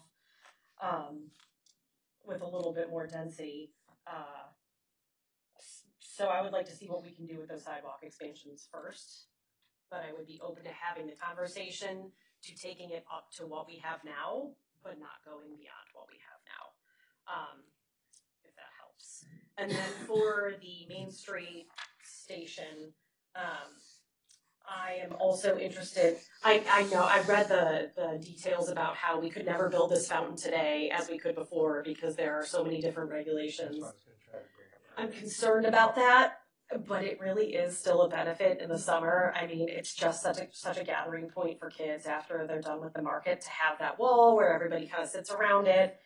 It feels like a tough thing to lose, but again, it's going to be one of those cost benefits of if the maintenance of it and the construction of something new and keeping it up is just going to be beyond what we can reasonably do with whatever regulations, the county and the state have set forth, then I can deal with that. But I still would prefer to see it more towards options 1 or 2, but not turf. I'm not a big fan of the turf option. And I definitely still do want to keep that turnaround. It's such a busy train station, and I know that post-COVID it's not as busy, but there's still it's still a selling point for moving here is having that 25-minute ride into the city. And I think there's still a lot of people that use it. So I am not interested in that expanded downtown public space option. Yeah. I think we have enough space where we are to kind of see what we can do with it before, as you mentioned, we really fundamentally change the way that our downtown is for good. So I would lean more towards the 1 to 2 spaces and seeing what we can do about potentially keeping some of the structures that we have in place now. So to answer the clock, I am agnostic about the clock. I mean, whatever we think, yeah. I mean, it's nice to have, but I don't think if we lose it, we're going to destroy the character of the downtown of Downers Grove. So you make it invisible. See if anybody notices it's gone. Right? I would be the one who would not. To answer your question, Mayor, I'm at a post-COVID sort of benchmark. So I am not saying no outdoor dining. I think outdoor dining is terrific. I think it's been fantastic.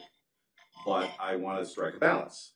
And if we strike a balance where we have it when a business happens to be a restaurant and needs it and has the opportunity to have it during the outdoor dining season, great. But I also want to have the flexibility. So we didn't allow that at all pre-COVID.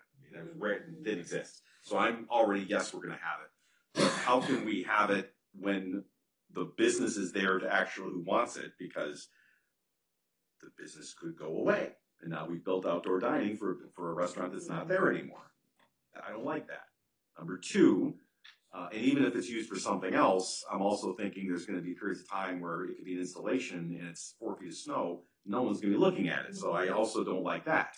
Let's create opportunities for installations in public art and things like that. But I want it all to be flexible as possible so that when the time is appropriate for that, you have it. And okay, you temporarily reduce maybe some parking here and there, but then you can restore it either when the installation is no longer there or the business is no longer there. We hope our businesses stay forever, but they don't. Or the business changes their model. So all of a sudden, for whatever reason, they're not doing outdoor dining anymore. And again, we've got this big permanent installation, and it's just not being used that way anymore. I really want to maintain maximum flexibility to think if we're going to make an investment, let's also invest in the future and try to anticipate as much as possible how things would change. It's like some really smart architect might say, when you build your house, you should put in these big tubes that will contemplate technology running through your walls that doesn't exist yet. So I don't know what it's going to be, but I know I have the pathway, so I can do it. I can do it later. So when fiber or whatever comes around that you don't have today, suddenly you do have. So I'm thinking we ought to be thinking like that: is what can we do to improve things, but also make it as flexible so that as businesses change, as uses change, as expectations change, we are as well equipped to adjust as possible without saying, "Oh, damn, I wish we had to put that there, and now we can't do anything about it." So to kind of follow up on that, Martin, just this parklet idea where, like right now, we heard the council early on say that maybe the barriers and the way they use them now is gone past and we should do something different. I want to make sure I understand your comment. Are you open to the idea that there'd be a temporary improvements in a parking space that could be used for outdoor dining, but then it's removed? Is that okay? Yes. Yes. Okay. Yes. Okay. So yes. Like some of the vacation towns in South Michigan have those things, right? Yes. So I'm sorry if I wasn't very clear about that. I'm looking for something that could be, when I say flexible, I mean it could be there when you want it and it can go away when you don't. Okay. Or when things change such that the reason for it no longer exists. Could we see some examples of what you guys are talking about? Yes, we'll get to that next time. I'm sure Tim has examples of that. I can't have a million of them. Mike, you're jumping out of your skin. I'm not jumping on my skin. I just, we started to dive into the fountain. And I knew that there were other issues regarding the fountain, particularly the new state. Like we couldn't, if we built a new fountain there today, it would have to be, like a swimming pool, the treatment of the water and so on and so forth, and whatever. And so, it is an issue potentially going forward, in terms of what there's going to come a day when the fountain is going to need to be replaced, and we're probably not going to replace it. And so, thinking about that now is maybe not a bad thing. You want to try to keep it for longer if we can? So I see it as a feature, attractive feature, but I also see that space as, hey, it's right in the middle of, I can gather around it, but I can't gather with you, So just to extend the comments about the drop off and the train station. We can't have a train station without a drop off, and I think it's just putting my architect hat back on. I would never propose that to a client unless I thought that was a great idea. I don't think that's a great idea. I wish it hadn't even been brought up.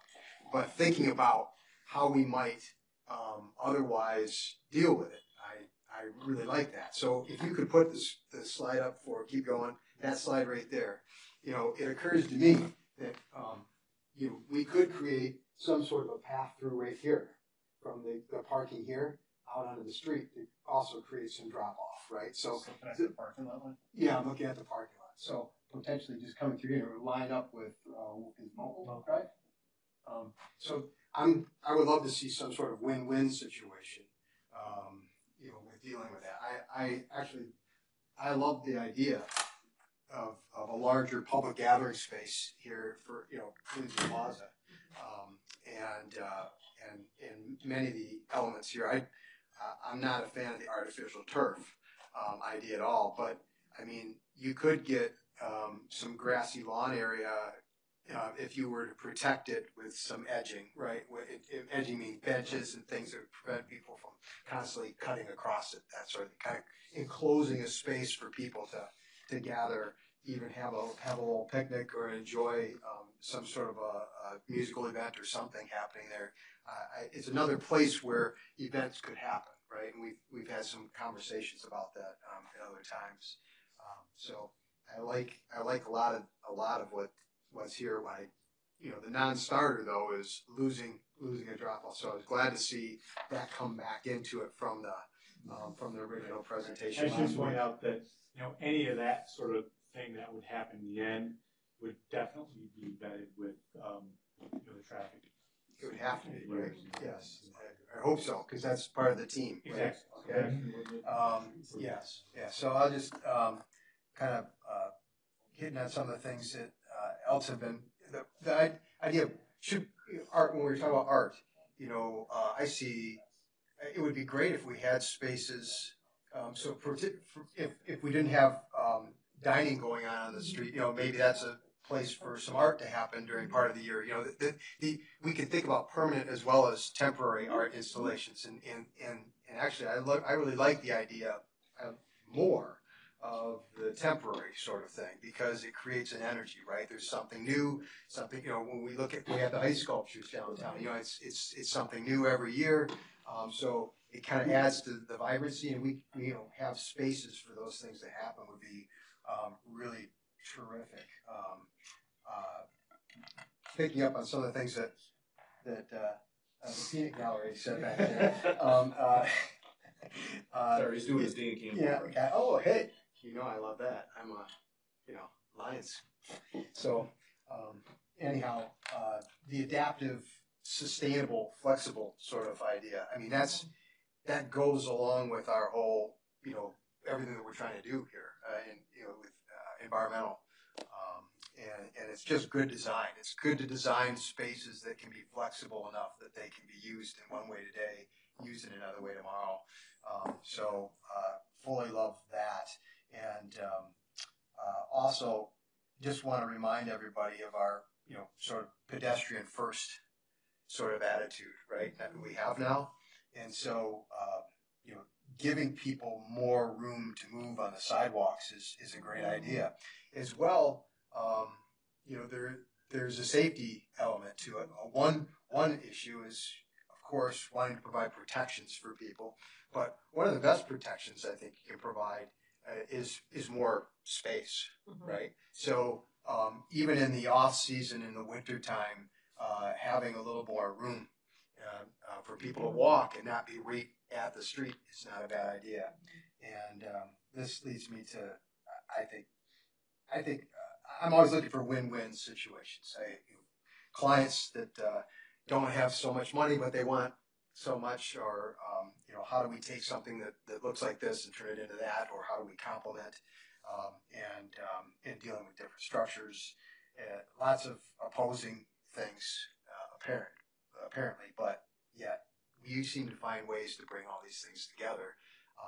And one thing that occurs to me so I'm now switching to more looking at Main Street, Curtis, our downtown area, our lane width on our streets, both, so I'm talking north or south, it varies. The drivable lane width varies from 11 to 15 feet up and down the street. From a minimum of 11 to Correct. maximum of 15. Right? So there are actually studies that show that on a street that has a 20 to 25 mile an hour speed limit, that you actually reduce the likelihood of crashes from occurring when the street's narrower versus wider. I found that to be a little counterintuitive, but that's the fact. So so the fact of the matter is that we have actually quite a bit of space at our disposal.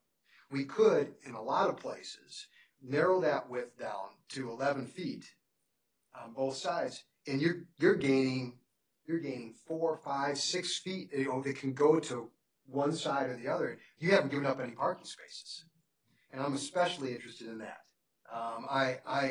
This is, we've heard a lot from residents stepping forward about the need for parking downtown. We all know it's true.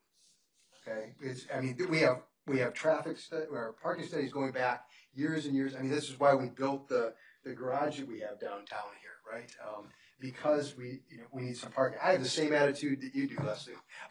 When I come down, I assume there's not going to be any parking spaces. I go right for the parking garage, and I figure, hey, if there is a parking space, I've just left a parking space available to somebody who needs it more than I do, so that's cool. So I just go right for the garage,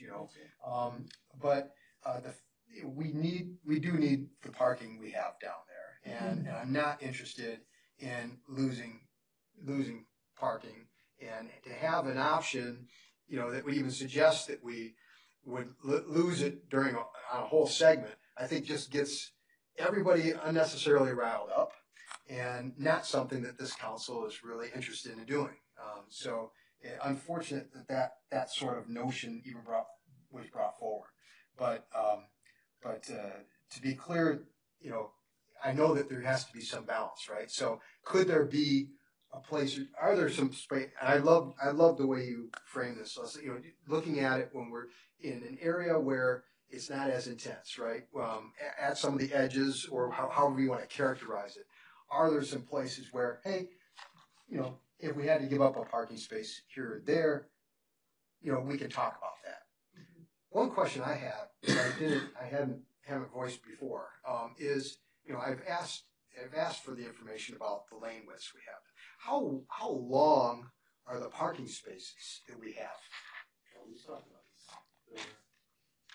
Well, I think they have to be 21 or 22 feet, but I don't know exactly how long they are. So this would be something I would hope, like in the existing conditions, that we would have identified that hey, are there actually some parking spaces that are sitting there at 22 feet long, 23 feet long, or something like that could be shortened up to a minimum to help us recapture. Right, so if you get a segment long enough and they're all 22, you take a foot and a half. Yeah, boom.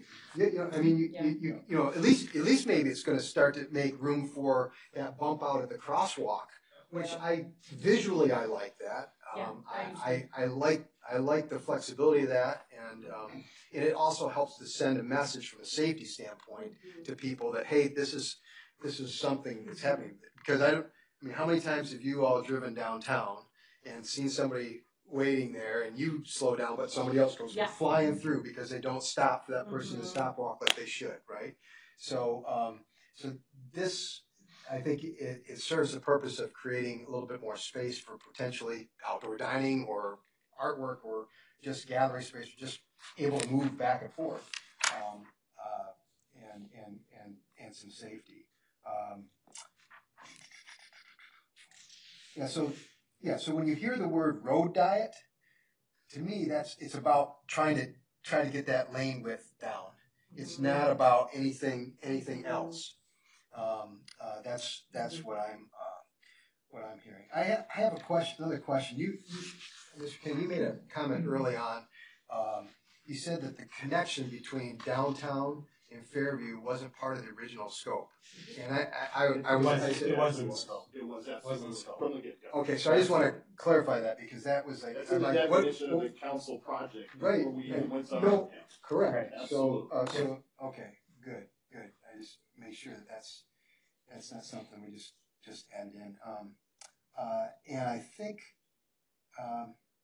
that's Can you talk a little about these parklets or very purposeful but seasonal improvements for outdoor? Oh, I think that's I'm open to that sort of idea. I want to learn more about it. See some examples as been asked for sure. And I also did a comment on the clock.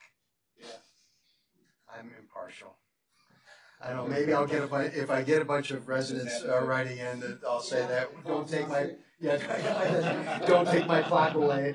Maybe I would, I would hope that. Worst adding the founder, that one. I would just hope that there's something about what we're about to do here that is something that people look at and don't ever want to lose, right? So I would say the fact that, the clock and the fountain, I mean, it's like, I think if we do this right, maybe there are elements of this that people just will really love, and that'll be part of our legacy. We try the Lions Club show up here in Village Hall and yell at us. All right. Yeah. Anybody else want to start it, Danny? Yeah, I pretty much agree with most of what's been said already. I also like the streetscape option 2. I kind of like that for all of downtown, basically, because my vision of this was that it would create something more purposeful and more like I would be able to expect, what I'm walking into. Like, am I walking through outdoor dining, or is this open here? Like, is there going to be tables here? And so I would like to see that kind of just like uniform across the downtown.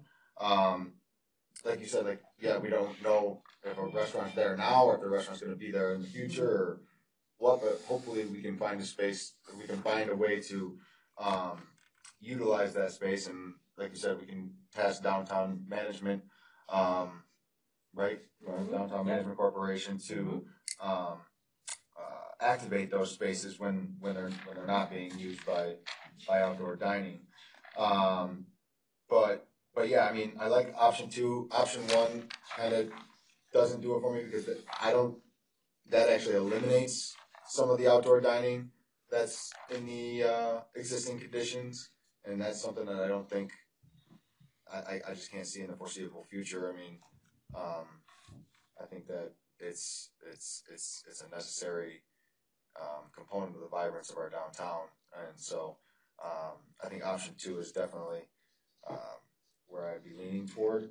And I don't think if it loses any parking, I see maybe one spot on this particular. Yeah, the idea is that it would, just as has been talked about, is really analyzing where you can get the best bang for your buck in the right spots, and that might mean losing a space here or there, but not a wholesale reduction. And you're talking about permanent improvements in these flexible spaces, right? As opposed to the parklet, which is, seasonal and then moves out. It's like a permanent curb extension that can be used for outdoor dining sometimes. Yeah, I'd be interested in seeing what the parklet looks like. Yeah, I mean, I'm open to that.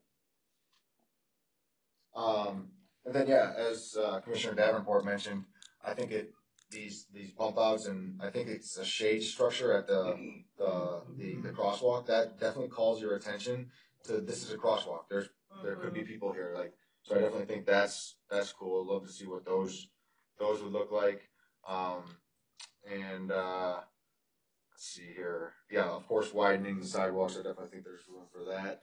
Is there any designation? Do we now, or would we designate where seating would be, so that people can expect when they're walking down Main Street, they're dodging tables over on the right side, and then the next place they're on the left side, or you know what I mean?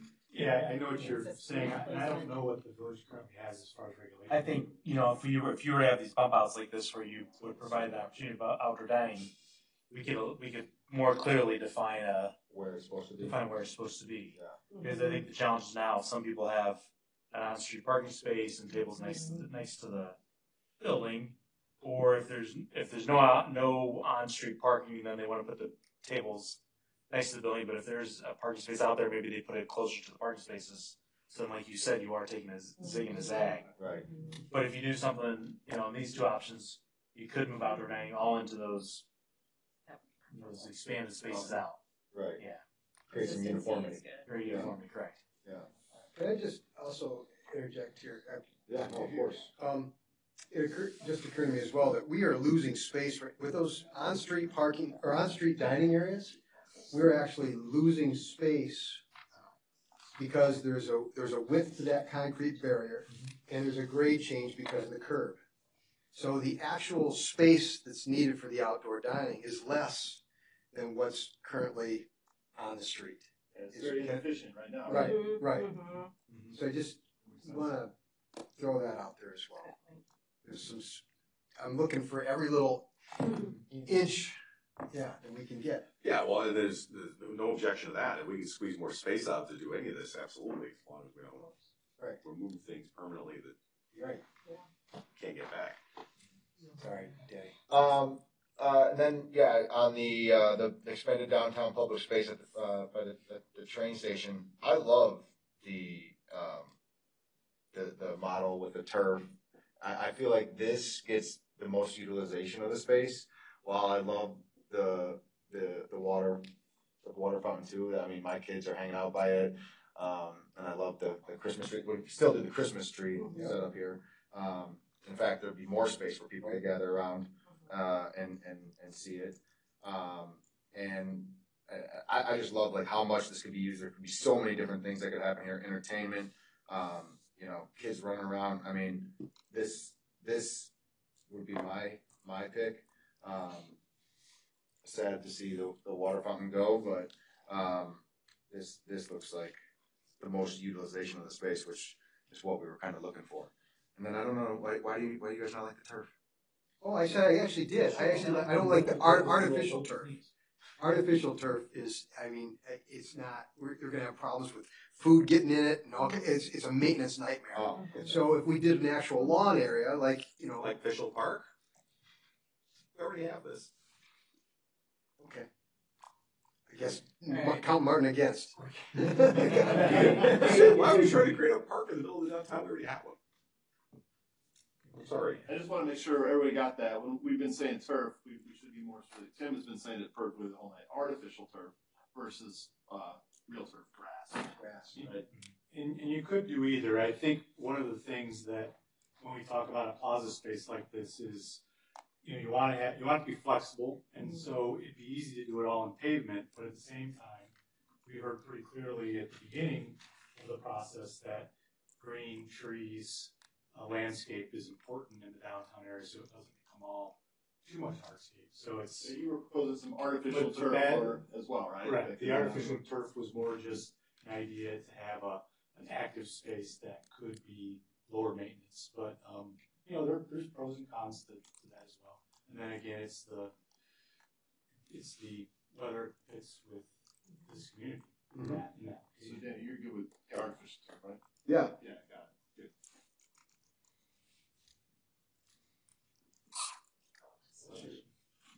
Good. Yeah, no, I just see this being used for all different types of events. I mean, we got the farmers market. They set up music out there, and it's kind of just hodgepodge. This could be a real cool space that people can actually enjoy it. The pond field, the tree lighting, or the run. There's so many things that this could be utilized for. Whereas right now, there's really not much. And we don't put the Christmas tree in Fischel Park. You don't need the turf for the Christmas tree. We get a turf clock. Now you're talking. Sundial. Now you're talking. Greg, you guys want to weigh in here? So I love what Mike was talking about in terms of trying to find every inch, every foot, every whatever. I think that has to be the mentality that we begin with, right? I guess I agree that option one isn't really, it's not enough for me, and I think option three on the streets goes too far. As I came in here tonight, I was ready to say I'm going to make the loss of up to the parking that we have currently allocated to outdoor dining permanent. I'm entirely unfamiliar with this idea of a parklet, I think Dave referred to it as. Happy to look at it, but it was not something that occurred to me prior to half an hour ago. But I like the idea of the space as permanent, as flexible, whether it's outdoor art space, whether it's a seating space, benches and whatnot, a gathering space, whether it's outdoor dining. And I think if there are ways that we can make it flexible enough to deal with the fact that this restaurant may close, and this other spot might become a restaurant, this might become a retail space, what have you. Because those businesses do come and go, and we should anticipate that, and that's fine. I think we can also deal with some of the parking concerns with, I think, more strategic use of the 15-minute parking spots, which I think have been very good, and perhaps some additional enforcement to make sure that they're used in the way that they're intended. But so I guess I would go a little bit farther in terms of my willingness to make that permanent. I think it'll help in terms of the aesthetic. I think it'll help in terms of safety, and those are two important pieces to me. You put me down in the Danny camp on the expanded outdoor space. I think the concept is just awesome. I fell in love with it the first time I saw it, except for the turf part. I'm against artificial turf and the designated hitter and all that. So and I was intrigued by Mike's idea in terms of kind of, hey, maybe you could have a connection here into that parking lot, and pick up a couple pieces of parking spots there as well, and have that sort of drop off.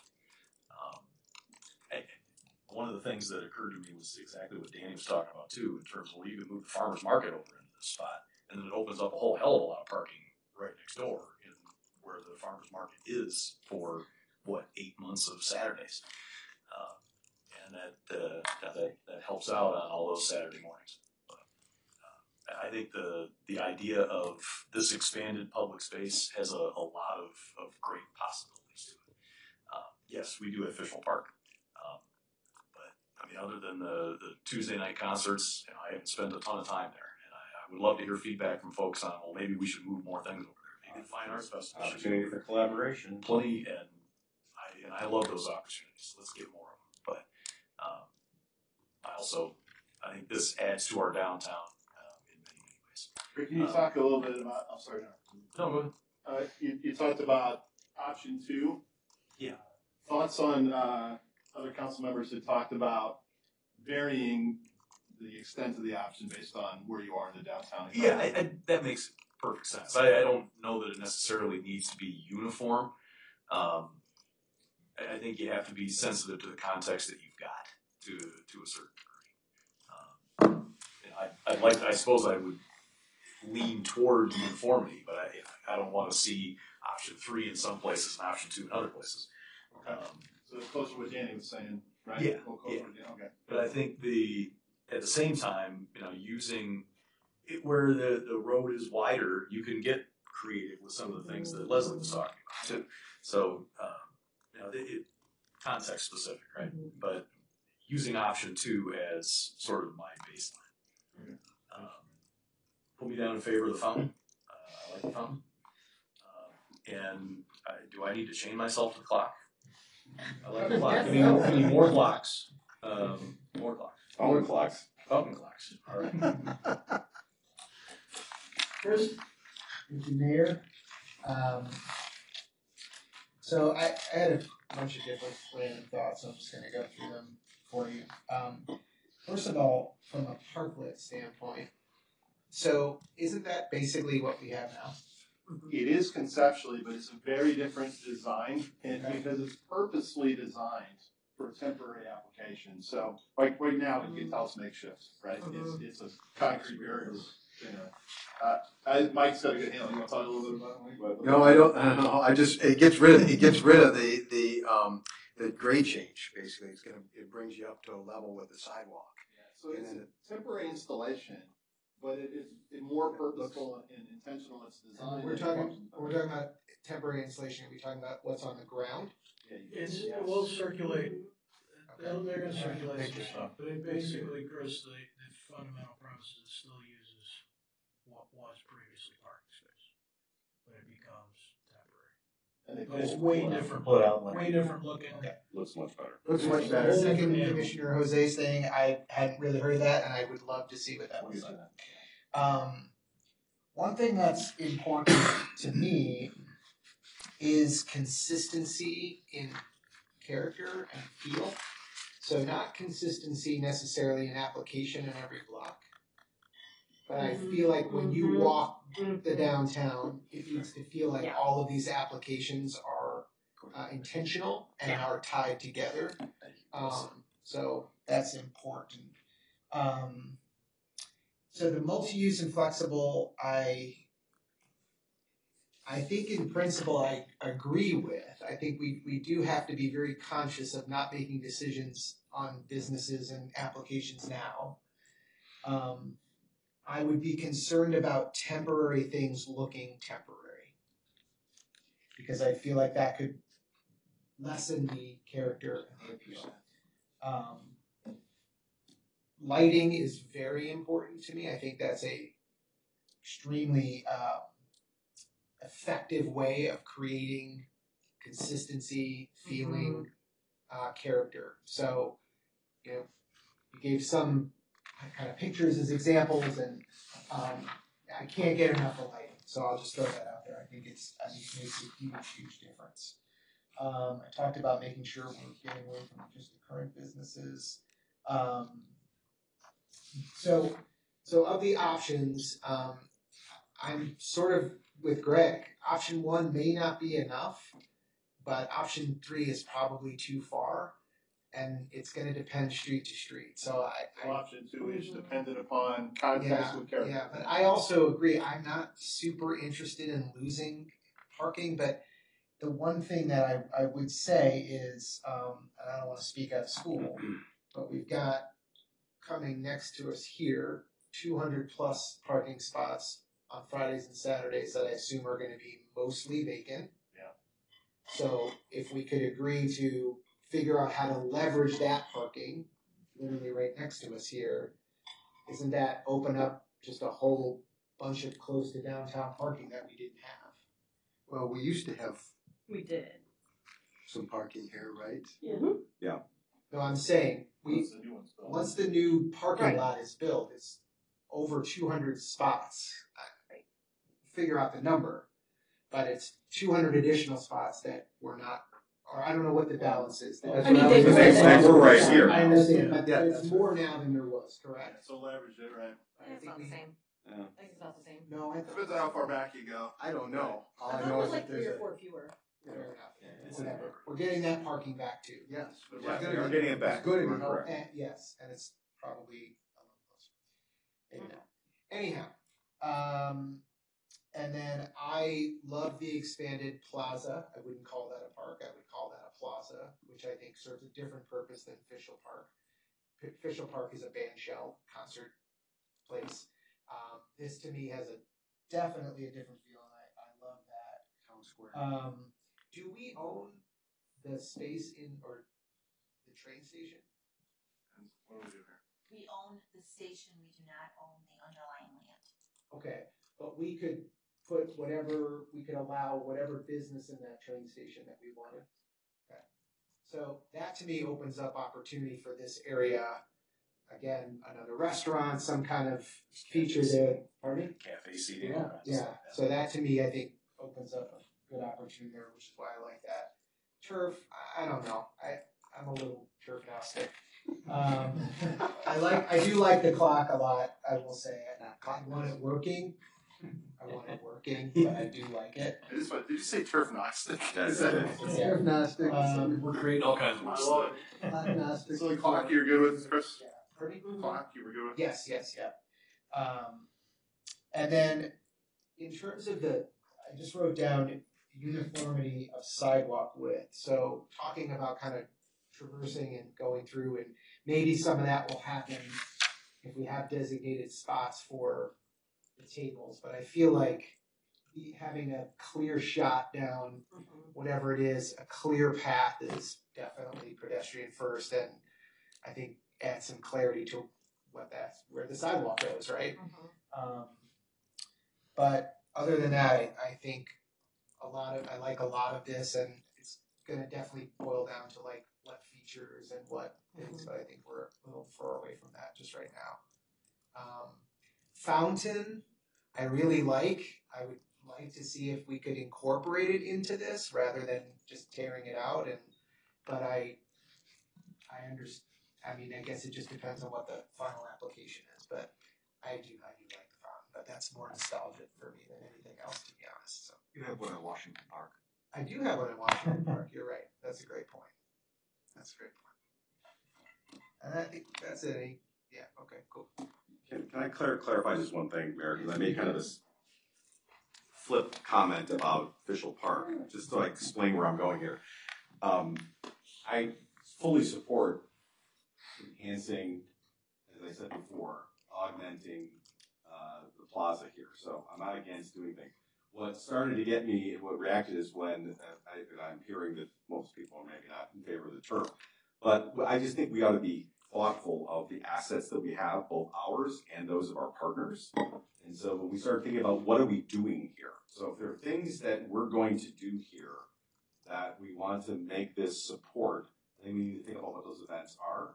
Because if it's something that is very much like, oh, well, that should be Official Park, then we ought to understand that there's an opportunity to collaborate and not have to invest a lot of money. It's just a matter of partnering with the Park District to utilize Official Park more. So I know I'm getting way down the road here, but once again, I don't want to design something for a particular use and then, oh, gee, we spent a bunch of money and then nobody's using it or things change, when instead we can have an arrangement with another unit of government and not expend a lot of money and support additional events. That's all I'm saying. And the other thing is that once upon a time, we envisioned that there would be events held in the event space in the parking deck. There is an event space in the parking deck because when it was designed, it was built, the idea was, well, do we have any covered event space? If there's a part of the parking deck that can be easily closed off. And in fact, well, it's the race on Thanksgiving morning. Right. That's where they hold the gathering because there's a part of the parking deck where the cars can still go up and not interact with humans. It was designed like that on purpose. And yet, other than, I think, one party that Valley-Dale held there and the gathering at the end of the Grove Express, it's really not used. So while it was a very good idea, and we thought about it, for whatever reason, it hasn't happened. So I just want to be mindful of, again, I'm all about flexibility and not replacing things that we don't have to. Not designing something that, well, we all thought we had these great ideas in 2024, and now it's 4 years, 5, 6, 7 years later. The other thing that we should keep in mind is that we're also going to have a large plaza here. That just hasn't been constructed yet. Good point. I just want to make sure that we're using the assets we already have before we spend on running new ones. Right. That's all I'm saying. So we should keep that in mind as Yes. well. So that reminded me, I also like the, maybe this was already stated, but I also like the taking out the pull-in, leaving, or adding, I That's guess, a good idea. revising the drop-off, there to look like 13 rather than, and use that space and then connecting the parking lot, I think is a fine idea.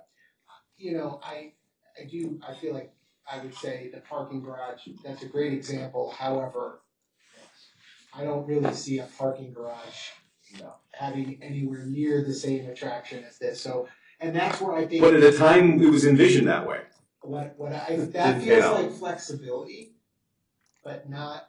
That's like, well, we have this now covered space, as opposed to like being, I don't know, more intentional with it. Like that feels like, okay, we can now design this so it has a public space, but it's a parking garage. What do we really think is who's really gonna hold the party? I hear you, but that was actually the intention. It was because it would be there, and there was some early interest, and then it just never went anywhere. Well, I just, I like the intention. I just don't know if the application is.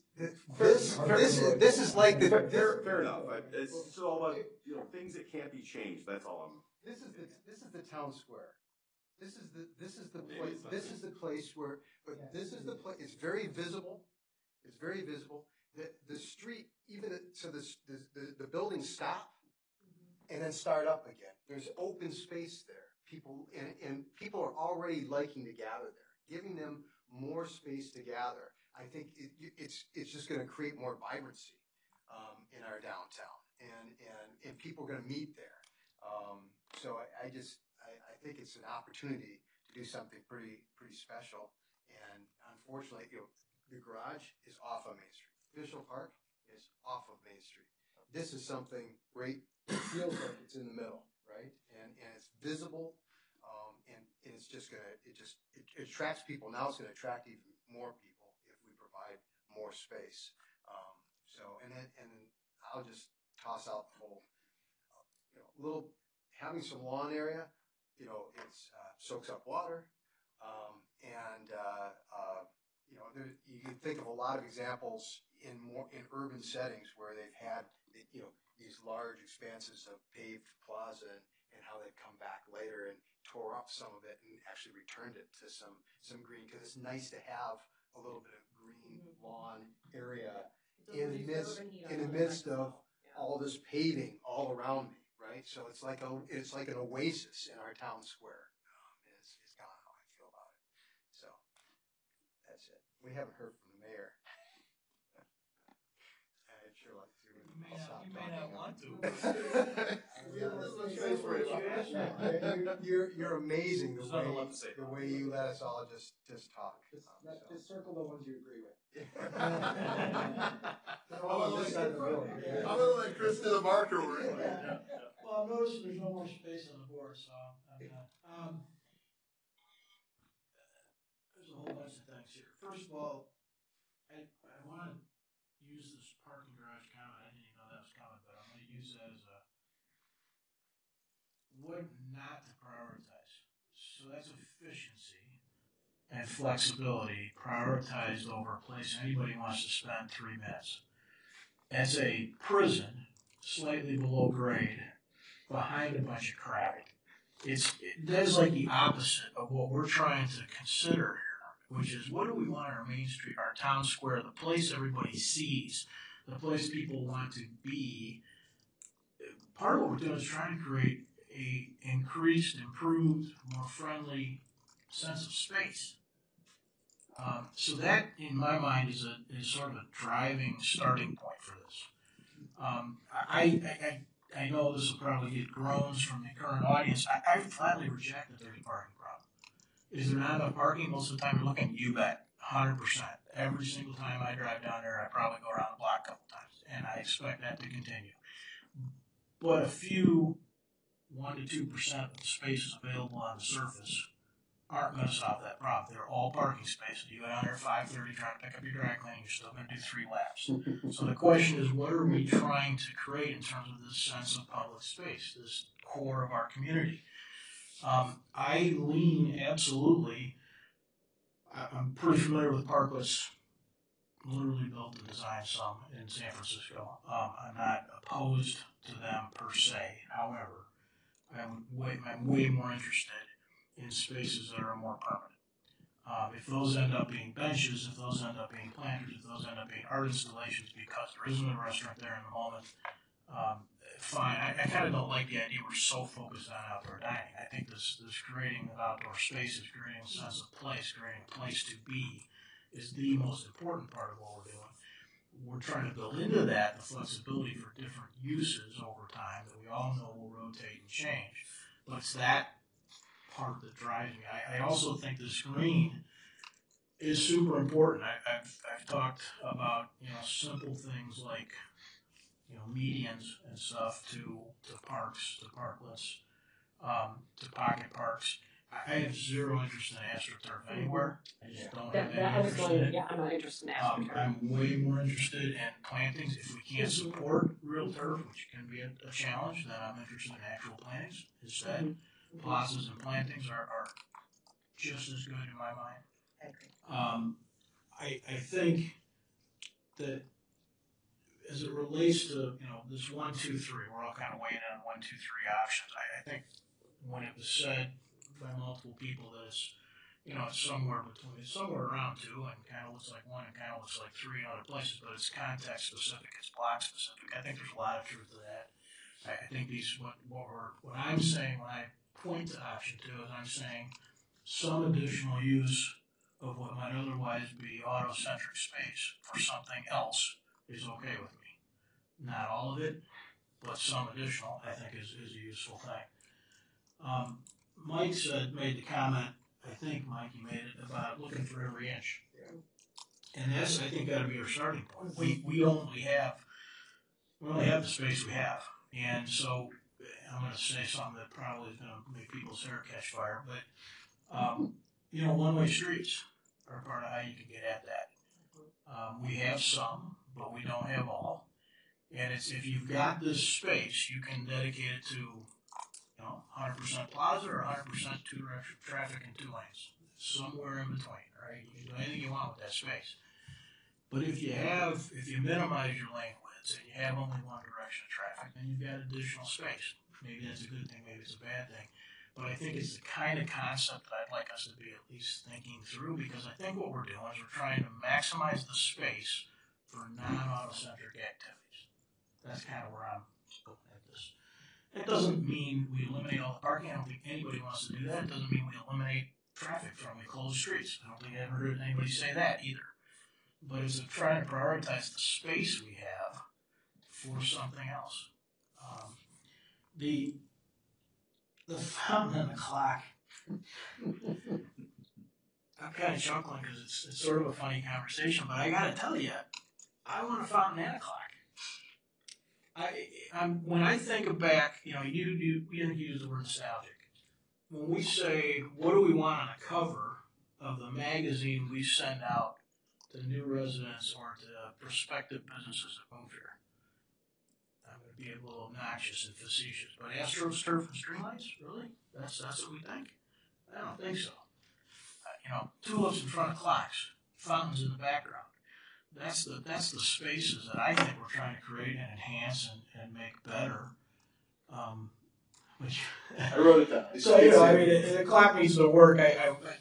Side story, just in case my wife is watching. We walk downtown every day, and about every day she complains to me about the clock not working correctly.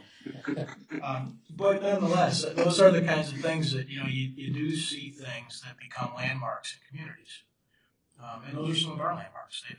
They have become that. I don't want to lose them, state of Illinois or not. I don't want to lose those kinds of things. So I'm all for dieting our streets as much as possible. That would be like my starting point. Let's minimize the size of the lanes, and then let's work somewhere between 2 and 3 as we go block to block, trying to maximize the space. This parklet versus solid, we'll have to talk about some more, but the concept of use of space is where I'm at. That plaza and the drop-off and that stuff, what I'm going to say about that is that I think the more of that space we can reclaim for public pedestrian space, the better. Clearly, we have a train and commuter issue that we have to not completely ignore, and so we shouldn't.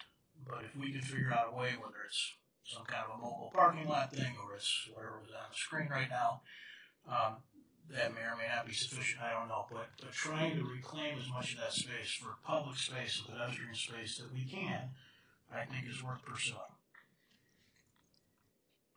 So you see, you didn't necessarily want to hear that. I did too. It's all good. Dave, were there any components that you were trying to sort of get everybody to weigh in on that I didn't touch on? I think you hit on all the hot button ones, especially the new Constitution side. One of the things I wanted to make sure that I know everybody's talked about this, not necessarily tonight, but I know everybody here has said it and heard it from the public too. Chris, you were talking about sort of looking down and seeing a route. One of the things that helps if we can reclaim some of that space, even if it's just lane widths, is whatever that sidewalk space is used for, whether it's dining or it's sidewalk sales or it's carts of books that people are trying to get rid of or whatever, we still want to try and maintain the idea that it's accessible and traversable by everybody. Yeah. And that is tough right now. Yes. So the more we can reclaim that space for pedestrian use, I think the better for all of us, regardless of how we're using the space. The flexibility is an important thing to be sure, but any use of it right now starts to constrict on those uses, which people should expect to be able to traverse the sidewalks. Chris? Yeah, you said something that triggered something that I forgot to mention because someone said no one's interested in closing streets, and I just want to add that I would have some interest in looking at Main Street between Burlington and Curtis on temporary basis. I've seen this done quite a bit in, Dave mentioned South of Michigan, sort of little social districts, things like that. I think that can go a long way, but I think I'm the only one on an island of one, but I think that's an opportunity we had. I just want to throw it out there that I'm for that, and if there's flexibility there, I would be open to discussing that. Thanks, Chris. I didn't mean to slam the door on that. No. Sounds like one big park. Well, I was gonna say that where I've seen that used rather successfully too is more like on the cross street. So if you think about doing that to Curtis instead of Maine, I'm open to that too. I thought about Curtis before Maine as well. So we're working through an iterative process. You guys feel like you've got some additional stuff to chew on. We should probably move over to Fairview. Yeah, Jason, can you snap some photos and we'll start erasing these? Right, smaller. So if you want to start talking about the connection between Fairview and downtown? Sure thing.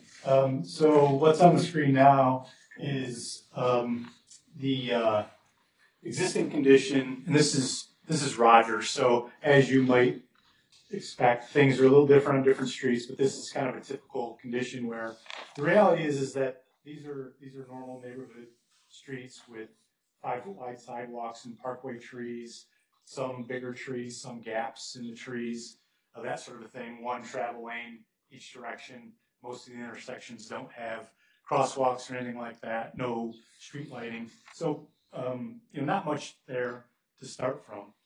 So the discussion here is what can we really accomplish in these areas? And so the thought is that we don't have to maybe go overboard. I think a lot of what's already been discussed is, we don't have to remake every square inch of everything, but what if we look at the intersections and make sure we get good crosswalks in? We could bring the same materials in at the corners that are in the downtown streetscape, and that could also be in the Fairview streetscape, so that creates that connectivity. We could bring street lighting, wayfinding signage, fill in gaps with street trees where need be, but keep grass parkways. It doesn't need to be all paved. And then in this particular example, there are some overhead lines in certain areas, so we have to be conscious of that and make sure we're not disrupting that. So that's kind of the baseline improvement. Number 9 there on the bottom is really along some of the areas that aren't residential, but some of those commercial or industrial areas, office areas. There might be opportunities to screen some of that parking with some landscape and maybe some low fencing, decorative columns and things like that. So that's kind of the thought on this area.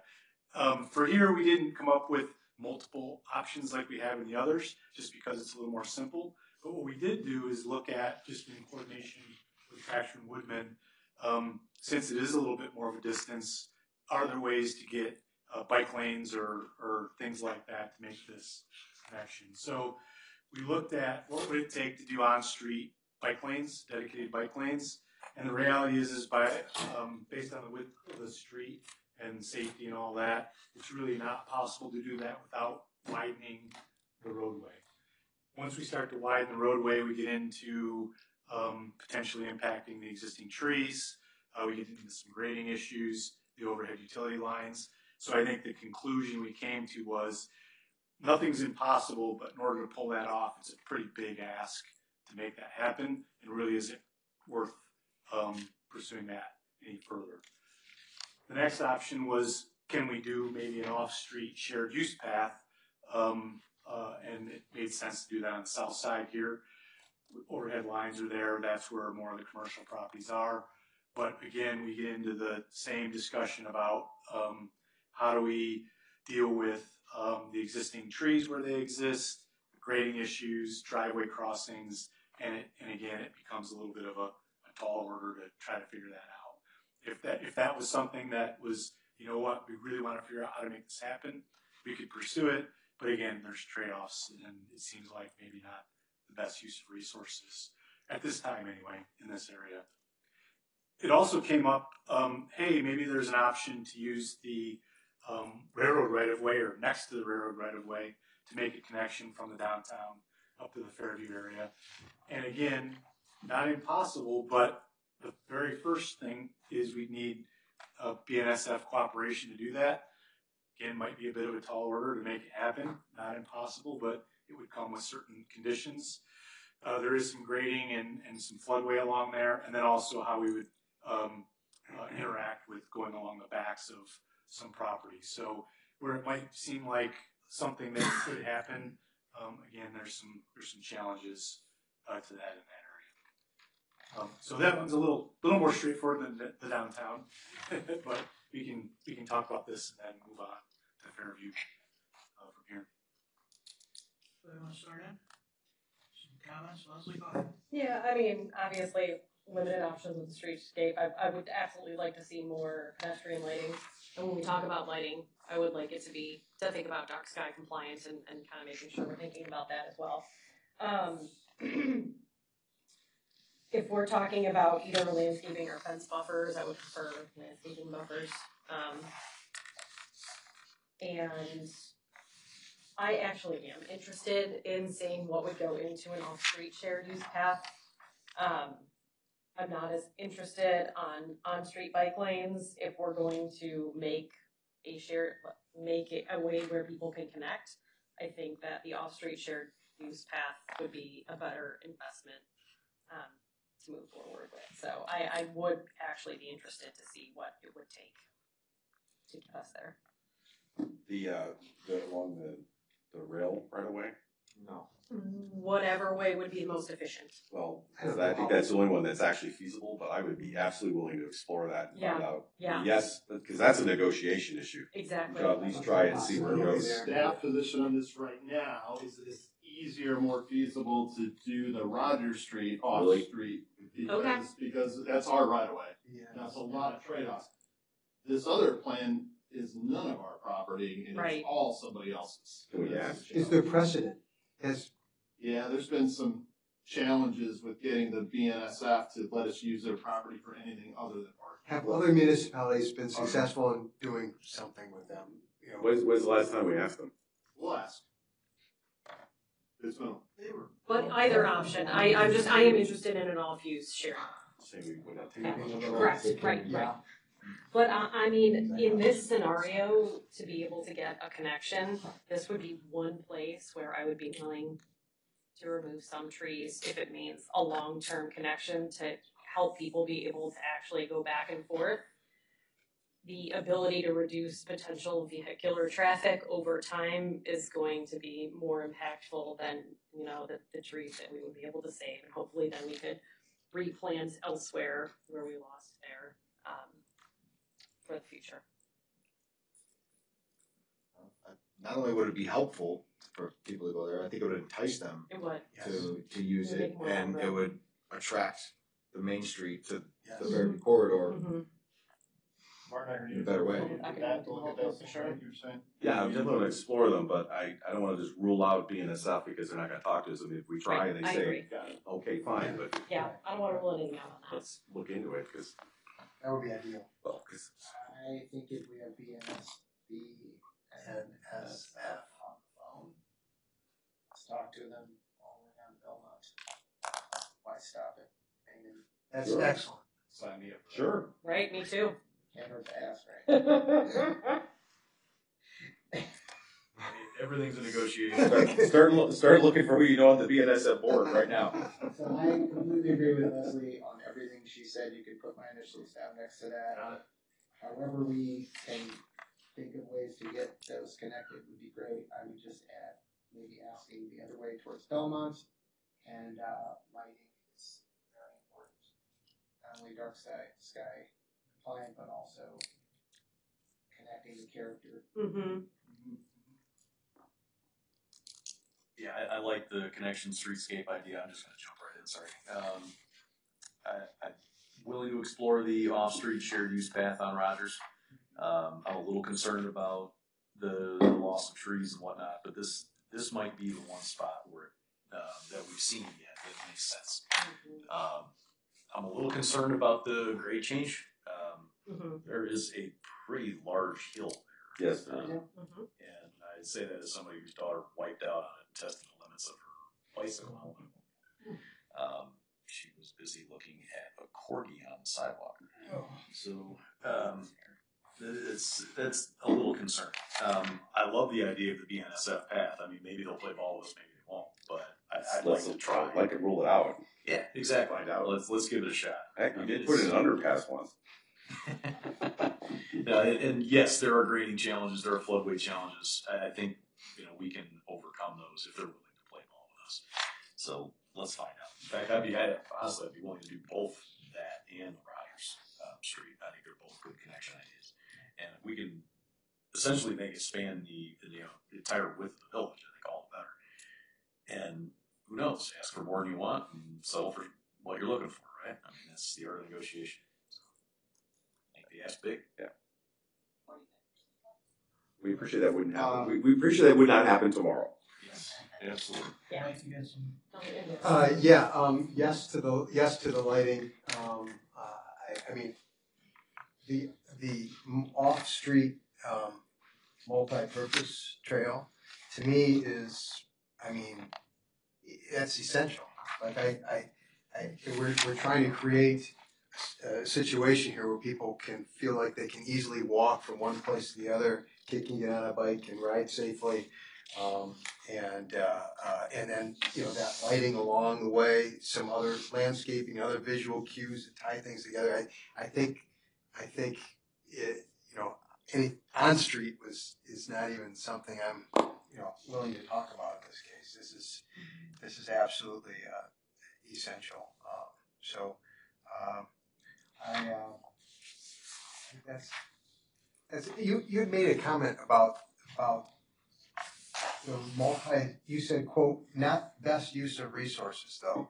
Well, it's more just that was just a comment related to in our conversations with Baxter and Woodman. They're really the experts in this part of things. They brought up the idea about grade change, crossing driveways, just the amount of cost that might be involved in accomplishing it. And so that was really their thought, was that it's going to take a good amount of effort to make that happen. Is that the best?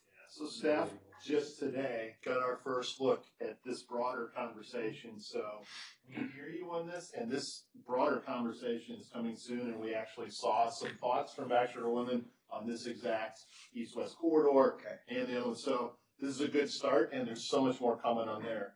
If I could, I'm interpreting this conversation as general agreement with the other things that Tim presented in terms of streetscape improvements, right? Is that what we're hearing? Let me add a little, Dave, before we get any further afield on this. So I would say, we own, I'd love to have, I'm 100% behind Chris's idea. If we can go all the way to Belmont with Burlington, that'd be great. If we can't, the south side of Rogers is ours. We own it. And I think we ought to go ahead and own it.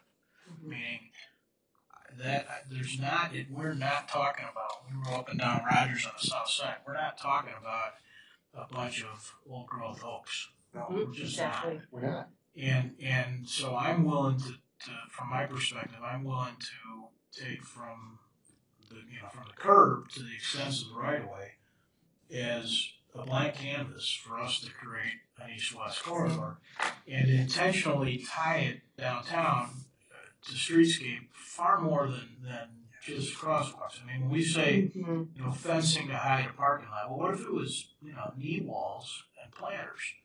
There's so that when you were traversing this, you sort of thought you were downtown. Yes. We've got, and I don't know what the design is going to end up being, but I'm thinking like those areas in front of the post office at Washington where you've got a 30-inch knee wall that becomes a seat wall. So, periodic placements of things that also become, again, places to be, spaces to be in as you're making that traverse. So it's not just a ride your bike and hope you get up the hill. It's also people walk in and they stop and then they keep walking. That's the way I'd like to treat Rogers if we can't pull off a Burlington kind of a deal. Signage, too, I think is downtown, this connection area, going into Fairview. I think good wayfinding is important important part of this as well. And you've got it there as number 5, and so I just wanted to throw that out too. Gateway, right? I'm in Fairview, and now I'm in a connection, and now I'm in a downtown. Yeah, and so this is maybe a good time to bring this point up. At the Historic Preservation Design Commission meeting, one of the commissioners had brought up the history of the Fairview area and how it used to be called East Grove. Mm-hmm. And I thought that was pretty cool. And so as we're thinking about branding this potentially, I like that better than calling it Fairview. Mm-hmm. And I just wanted to kind of bring that forward. I thought that was pretty cool. Yeah, it'd be in history. And it also signals that something different is happening here, right? Continue. Any thoughts on the connection areas before we go? You're looking for there to go Yeah, on to anybody? the East Road? East Grove focus area. East Grove. Thank you, Liz Chalford. All right. Think of the marketing opportunities. So again, the different streets have a little bit different character, but we focused in on this section of Fairview Avenue that's a little bit more like a streetscape condition to have this discussion. So as you know, this area isn't up to the level of the downtown. So this first idea, after existing conditions, we move on to what we're calling our option one, is how do we bring the baseline to essentially the same standard as the downtown? We know the work really needs to be done there. There's been some deferred maintenance. So this might be an opportunity. The red lines again talk about, let's really analyze the width of the lanes, the width of the parking. We might be able to gain some space there to increase the pedestrian areas without changing the traffic flow by just gaining some ground there. I will say, as we've said before, we haven't vetted this all with Baxter Woodman and the traffic, but if these ideas stick, if we want to pursue them, that's clearly something we would need to do. So this shows that we would essentially build a streetscape, get trees in wherever we can, the planters, the furnishings, all those things, but the traffic lanes and the parking would essentially be as it is now. Taking that one step further, this isn't a lot different from that first one, but you do see we have added, a bump out to protect the parking, which is on that, which is the east side of the street. North is facing to the right. That's fine. Yep. And so we could add some bump outs like that. We could potentially add some corner treatments in certain areas. Not a lot of option, really, if we don't start to get a little bit more aggressive, but we could do some more things in addition to sort of that baseline level of improvement. Thinking outside the box just a little bit more. So the thought here was, what if we wanted to make this feel like a different neighborhood sort of feel? We're clearly conscious that traffic needs to be thought of in this area. But what this shows is we would add parking on both sides of the street. In order to do that, right now there's 2 lanes on what would be the west side of the street, the top, and there's 1 lane on the south with on-street parking. So it's converting that north side to be 1 lane, 1 lane each direction with on-street parking on both sides. That allows us to gain that space on both sides of the street for more streetscape, and it just becomes a much more pedestrian scaled space.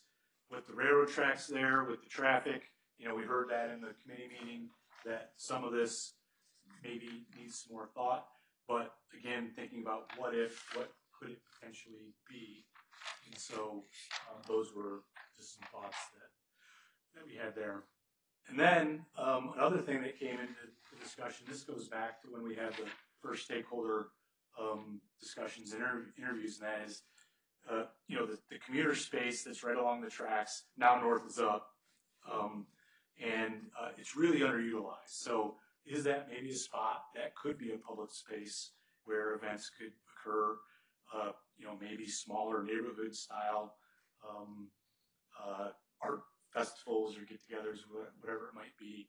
And that space, we're showing food trucks there in this example. we could do gateway components, screening along the tracks, landscape, that sort of thing, and create another spot to do public gatherings. So a thought on how that could be there. So that's the Fairview area. This is the place to go bold. I agree. Well, wherever you had 1 through 3 before, make it 5. 5 clocks. I'll sign up for that. Couple of fountains, a lot bunch of turf. Crazy. No turf. Crazy.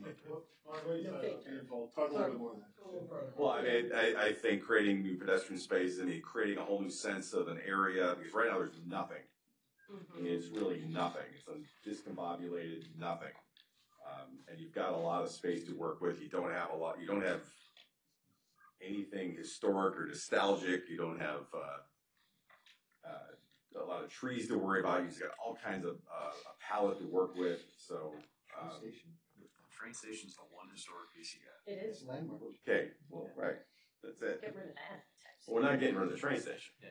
But I mean, I'd love to see us utilize it. Yeah. to create more green space, to create more space where people want to be, because right now there's nowhere that anybody wants to be.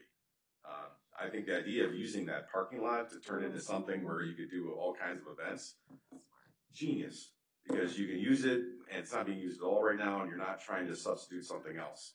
So whatever I said about downtown, this is completely different, because here there's nothing to supplant. Well, I'm sorry. It's all supplantation. Because there's nothing there right now. So it's sort of like paint bold, create new things, and the investment is something that is going to be important, because you're not getting rid of something, you're creating something new that can establish new patterns and new usages and new things. So to me, this is the space where we can be most freely creative and use all the things, pull them all out of the toolbox. You want to turn it to 11. Yes. Spinal Tap, that's it. Yes. No little guy. So just to further that conversation, Martin, Tim and his team have showed us this idea of very, very widened pedestrian spaces on the stretch of Fairview, and it had some parking too. Are you thinking be so bold as to not have on-street parking there and go all the way to just pedestrian spaces on those stretches? So this is not downtown, and I have to think about it a little bit more, but I'm far more open to it here because, okay, there's a couple people we have to be mindful of, because I don't want to screw around with anybody too much, but first of all, there's tons of parking around there, and you don't have a lot of people looking for parking around there, quite frankly. You get this giant lot across the street. How much on-street parking is really used? Unlike, it's completely different than Main Street.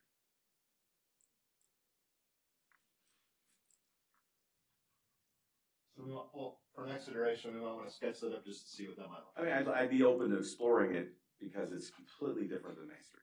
Yeah, so this is literally around the corner from my house, right?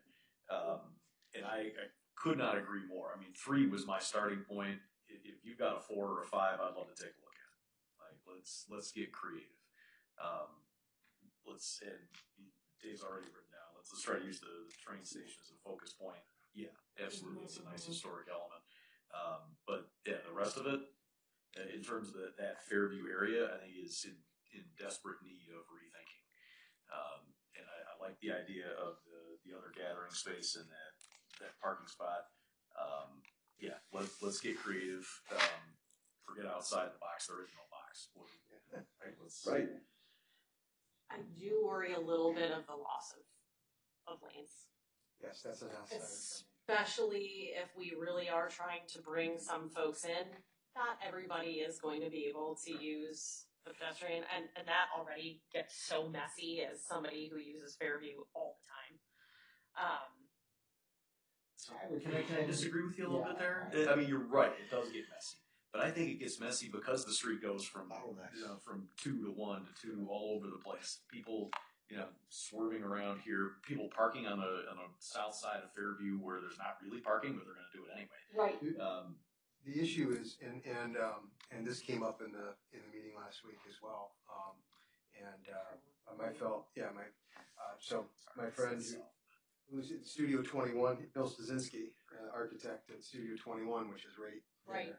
And, you know, he was making a point that there's a real issue with cars queuing up, backing up when the train's coming through, and the proximity to Maple right there, and there's just not enough room for things to queue up. Yeah, and so I would worry about that a so lot. reducing the capacity really, it's so we would need Baxter and Woodman really to take a look at this and weigh in on it and for sure.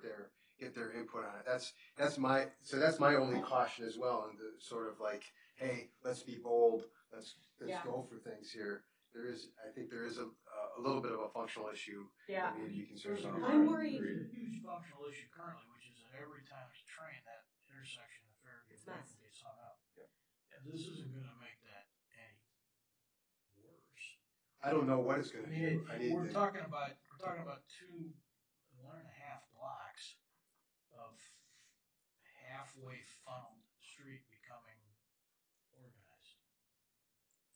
There's not. Stasinski's comments aside, there's no place to stack the cars as is. So if I were willing to give up space, I would be more interested in giving up space to keep lanes than I would for parking. Because I think there's enough parking in that area that honestly probably. What's going on in the lane? Yeah, see, I think the lanes are creating a conflict that slows it down. I don't. Both ends don't have. It's not like you're creating a new constraint on a funnel. There's already. So what I'm hearing, we would benefit from at least the preliminary commentary from our traffic. Yes. partner. Absolutely. That's my only. I have this. It's a concern. I'm not saying no. I'm saying I think it could be an issue, and I want to hear the professionals. It might be an option to improve it. Yeah, that's exactly. Yes, if we could improve it, that would be great. And if they have any suggestions on that, I am all ears. But other than that, yes, I'm in agreement with everything here. You know, I realistically right now don't think that much is probably going to happen with that lot. That's what is it on the northwest side of the tracks on Fairview, because that's BNSF, right? And so that's been hard enough to even get stormwater infrastructure in, let alone do anything else. But yeah, other than that, I'm very much in favor of this. That's a really unused space right now. So yeah, I would absolutely love to see something like this, and that would better, you know, give us a little bit more focus on the fact that we have a historic train station there. So yeah. What's the sidewalk width on Fairview compared to downtown Downers? That was an easy answer. Just pull it up. I can't remember. I don't remember off the top of my head either. I think mine was a little wider. This is a little wider, I think. So. I mean, I think anecdotally it feels wider. It does. You know, when you're walking, you know, and then there's some steps and change in elevation when you get to the like round number 2 and to the left. You know, there's some grade changes there with some steps and stuff. So I was just thinking that we may be starting off from a better place here. You know, in terms of there's already a little bit more, and what you need to do to create what you want you might not have to take as much as you might think. Also, it occurs to me that, you know, the decision we make regarding on-street parking here and not on-street parking definitely would help drive some of the development that we might hope to see in the future, right? Yeah. So by not having as much on-street, it might drive people more into making sure they're accommodating that in their development on site, you know, and that's every move we make has a consequence. Is what I'm thinking. That because this is there is no box. The way we set this up ultimately would potentially have some impact on the way people develop their properties in this area. And so I don't know what that is. It's just we're at a very preliminary point right now, right? So thinking about that, right, and thinking about what we might actually want to see happen could help guide some of our decisions. Ultimately, that plays into the zoning conversation. Exactly. I'm just setting the table. Dave, Placer that Brian's got only really works if people stop, right? Right. It bases on cell phone activity. So it's not really gonna give us where they're going from and to when they go through that area. Yeah, it's not a real good or an origin destination for traffic. You got to stay 10 minutes or more in a place before it can work. I didn't follow what you were just talking about. Place it right on. There's a tool that EDC has that can help. If you use a cell phone data, if you stay in a certain spot a certain amount of time, it can keep track of that. So when you hear them talk about trips to downtown, trips to a certain spot, that's the sort of basis of that data. Okay. Yeah, but it doesn't work well in cars because they don't stay long enough, so it's not good for that. Unless there's a long train. Unless it's a long train. Really. Where they go, they stay right here. Right in the middle of the street for 10 minutes.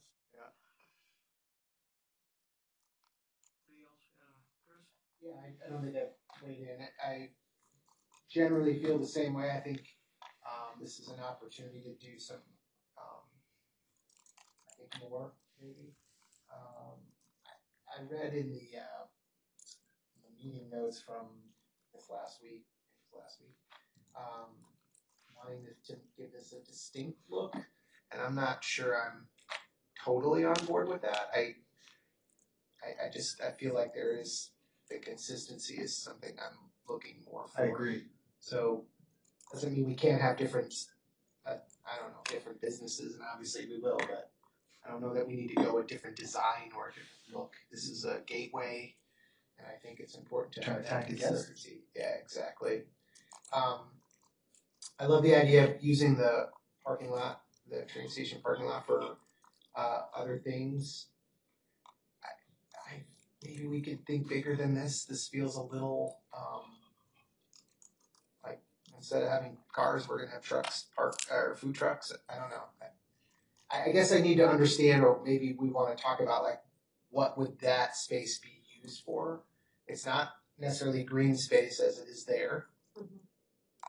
So the idea, I think, where you're going, sorry to interrupt, is I think due to the ownership, the primary use will have to remain parking. Let's start there. But for him, I guess I should say, you're saying challenging even the idea that Monday through Friday or most of the days it's parking. But could it be designed in a way that's an activated space even on those evenings? Sure. Or maybe it has design features you can park over. Exactly right, Dave. Thank you for that clarity. Yeah.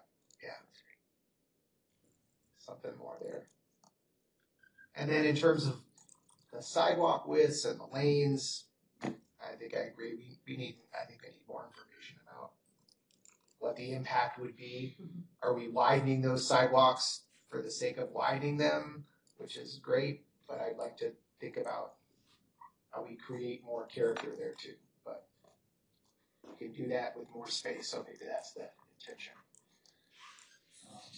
I don't know if there was anything else on this that we're looking for input in. One of the things I think I see as I look at these, Chris, to your question about are we widening them for the sake of widening them? Part of what we're thinking in the zoning work that we're doing is I'm just trying to sort of, what kinds of things can we do to create an environment that's attractive and conducive to other people wanting to invest? Yeah. And one of the things that I think everybody would say is true about this space is it's chaotic right now. Parking on the west side or not, kind of depends on if anybody stops there. Parking on the east side, then there's a goofy lane change if you're trying to go northbound and go left on Maple. So in my mind, a lot of this is to, you used the word consistency a couple times tonight, create an environment that people expect. That, and it may be, maybe up to 11 or maybe it's 3.5, but if it gets to an environment that is what people expect, then they better know how to use it, they better know how to utilize it. Yeah. That's a big part of what I'm trying to get to.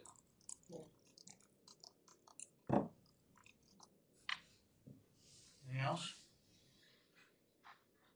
Yeah, I mean, I'm pretty much on the same boat as I think everybody else is. I like the option 3 as well, and I think that it's necessary to do something like Commissioner Tully said, bold in order to spur outside investment and development of the area. And as far as like the lane usage, being right 2 blocks away as well, I don't think it matters if it's 1 lane, 2 lanes, or 3 lanes. You're still going to have backup onto Maple and Fairview here. It doesn't matter how many lanes are there. So, in fact, I think that if there's cars parked here, there's only 1 lane on this side anyway. So, I mean, right now it's pretty much a 1-lane road anyway. So, I'm not sure that there's much impact. I, of course, get the professional's opinion on that, but yeah, and then on the train station parking lot, I think that only works if you go bold with everything else.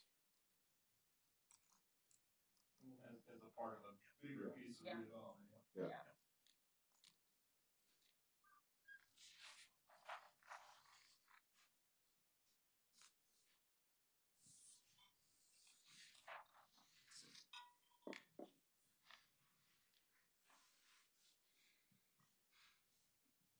Okay. Do we have any additional comments on Fairview? Okay. All right, so just real briefly, so our next steps are to take the input we got both from the committee meeting and tonight and start to refine some of these ideas. Obviously, there's things that we're gonna dig into deeper as we get more information. Next up, as far as our process is concerned, is a public open house. Again, to share these ideas and get broader input from the public. Once that occurs, then we're going to really start to get into refining what we think are, the best ideas that would then guide how things would get implemented. As we've worked with staff, it's clear that the idea is to focus on the downtown area first, and I think that came out of the discussion about the temporary outdoor dining areas and figuring out how those are going to be handled moving into the future. Doesn't mean that other things aren't important, but we want to really think about those in some detail. And then I think Stan already mentioned it, but this process goes on in coordination with the comprehensive plan, so we'll be following that same cadence through the winter and into next spring, and the final streetscape plan will be incorporated into that document. So there are 2 more scheduled rounds of review, both with the committee and with the council, but I'm sure there'll be just conversation on a number of these things as we go through that as well. So that's where we're at. Can I make one request? Yes. When we talked about Ed Rogers bike lanes and we talked about sort of cost prohibitive, I think I would feel more comfortable if we made those decisions. I think we'd like to see, I'm not saying it's we know it's not an open checkbook, but I don't want there to be filtering of that stuff prior to what we do. Excellent. That's good feedback. Again, we just in coordination with the team, sure. We just wanted to be clear that we didn't want to put something out there and misrepresent what we thought maybe could happen, but point taken. Yeah, thank you. Anything else? All right, as we normally do, stuck around and want to give us some additional thoughts on what you've been listening to tonight. Go ahead and stand up there and tell us what you're thinking.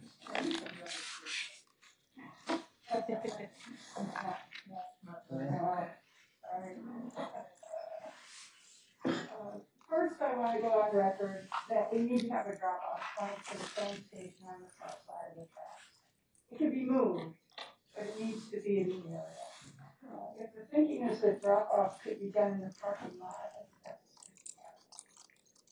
but my purpose tonight is to address the report's recommendations on community character and gathering places. The village uses these elements cohesively and creatively.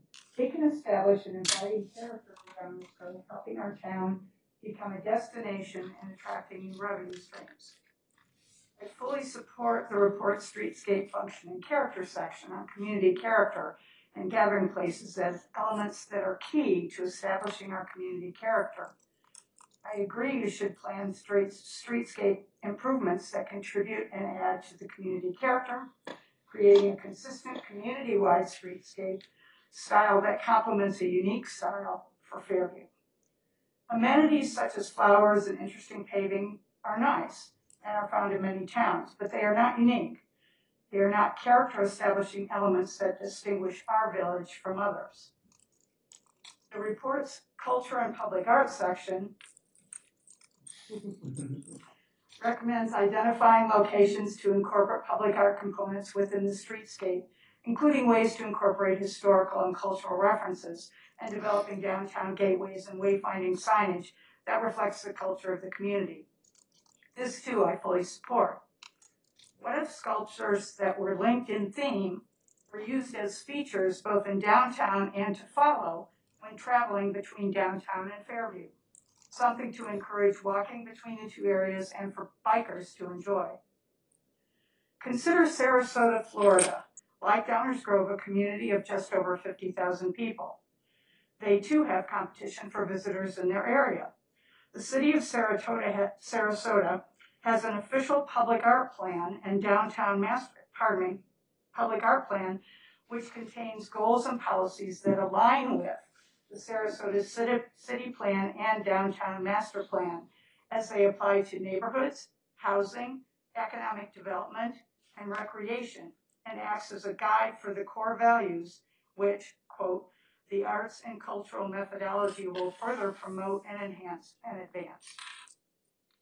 The Public Art Plan was created as a guiding framework for the future growth of the public art program, the city's cultural and economic advancement, and to engage citizens and visitors. And it includes a 0.5% for art program applied to property developments over $1 million. Quoting from the city's website, quote, the city of Saratoga's, I'm glad I don't live there, I can't pronounce it. The city of Sarasota's public art program strengthens our city's sense of place, celebrates our community's character, and fosters collaboration, close quote. I attended the Fine Art Fair in Downers Grove this weekend and noticed a great number of people there sitting, eating, shopping, and strolling. In my opinion, the reason for the crowds is that they enjoyed being around the ambiance of the artwork and the closed street, which became a gathering place that benefited Main Street businesses. This supports the report's advice to explore the needs of programmed events, access to pocket and larger parks, and to identify underutilized publicly owned property for use as public gathering spaces. Again, we could embellish these places with public art to help distinguish our village from others. However, first we have to determine what is our village culture. The village website simply states facts about Downers Grove. It does not address character, vision, culture, charm, diversity, natural beauty, or any other reason why we should be a destination for visitors or residents, nor do our hardscapes and landscapes. We need a stated vision for and about our community that is then implemented and evident in the streetscapes, landscapes, public art, and gathering places. Downers Grove, bringing people together through art and gathering places.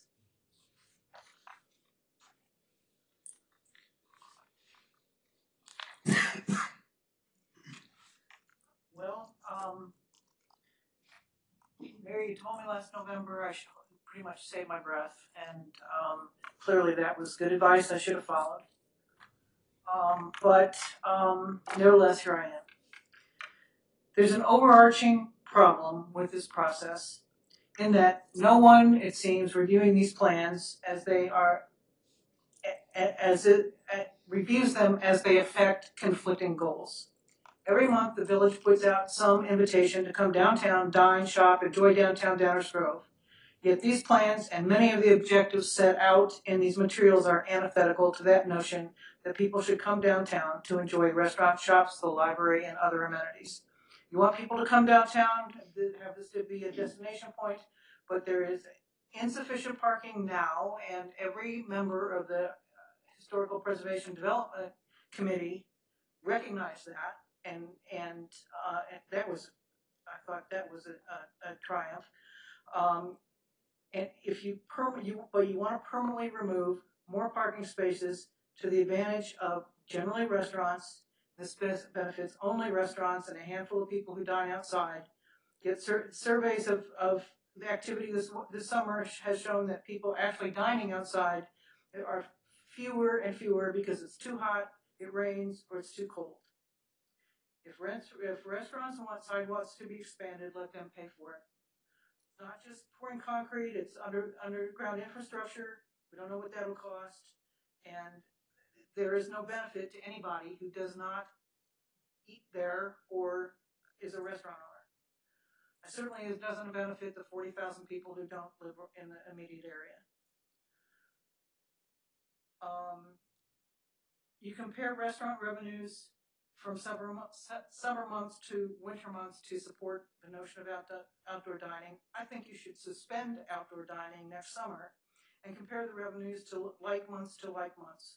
My bet is the revenues fall in the winter because the weather gets bad and it gets dark early and people just don't go out as much in the winter. One historic preservation commissioner said cavalierly, and I think it's heard tonight, that outdoor dining has been here for a while and people are used to it, so it's no big deal to remove spaces permanently. Removing one space in this town is a big deal. It's just not true. And that it's no big deal. People are used to it. We resent it a great deal, but we can't do anything about it. Maybe because the restaurant lobby is loud and they make generous campaign contributions. I don't know what the reasons are, but at least now, the way it is now, the situation isn't permanent, and in the winter, we get some relief. You need to make alternate convenient parking available because where would that be? And I recall that Chris, you promised me that you would not vote for a plan that removes any parking spaces until a new parking study that addresses these concerns has been completed. And the rest of you should follow suit. The commissioners have expressed concern that these drawings show too much clutter, that was the historic preservation group. I agree. There's a square inch of a vacant space. You want to put a planter, a bench, or an outdoor dining table and chairs on it. The drawings for the train station plaza are particularly overdone. The original principle for Downers Grove was to build on its strength as a transportation hub, and now you want to take away the passenger drop-off spaces and add tables and chairs to the middle of the pathway to the station and put a stage there. This is absurd. The drop-off spaces on both sides of the tracks are there for commuters and other train passengers. They are heavily used twice a day. When they are not used for commuters, they are convenient parking spaces for the businesses that are on the north side of Main Street. Kerwell, the running store, down the Main Street, and Burlington. You say these plans are for the next 40 years, but the streetscape plans will be implemented now, and the effect of the whole of Downers Grove and the benefit or lack of benefit in the village has not been sufficiently explored to justify the millions of dollars that we invested in unnecessary products. At least the downtown plan should be deferred in favor of concentration on Fairview, and that's the area that needs help. The sale of Lot 2, this fiasco that tonight is going to blow a hole in the project and in your budget for this this civic center. Monies that can be spent to alleviate that situation should be used there, and these improvements can be deferred. At a minimum, a layer of a new parking study should be conducted to address the changes that have occurred since 2019 and should not be done by the same consultant who drew ridiculous conclusions and made totally absurd recommendations like setting up valet parking. It's absurd. And I reject the rejection of the notion that there is no problem here with parking. Get a consultant that operates in the real world and who doesn't hate drivers. At a minimum, add a layer of review of these plans by people who are looking at the ripple effects of these changes, people who respect the views and concerns of the entire village, not just restaurants and outdoor diners. Overwhelming, and by the way, these lane tightenings and so forth, the delivery trucks are impossible to navigate with now. You squeeze the spaces more, it'll be even worse. There'll be more congestion. It'll back up and down Main Street. It will be a nightmare. Overwhelmingly, Downers Grove residents love our town. We love it the way it is. doesn't need much tweaking, and with these plans, you're gonna kill the golden goose. And you really are going to, somebody said, Mayor, that somebody told you that these plans are gonna ruin the downtown. That wasn't me, but I think so now. These people can go anywhere to shop and dine and find a hairdresser or a lawyer or accountant or a therapist, all these small businesses that count on parking for the downtown now. Downtown businesses will not survive on only downtown residents. If you make it too hard for drivers to come downtown, they'll go somewhere else and the downtown will suffer and maybe it'll die. Thank you.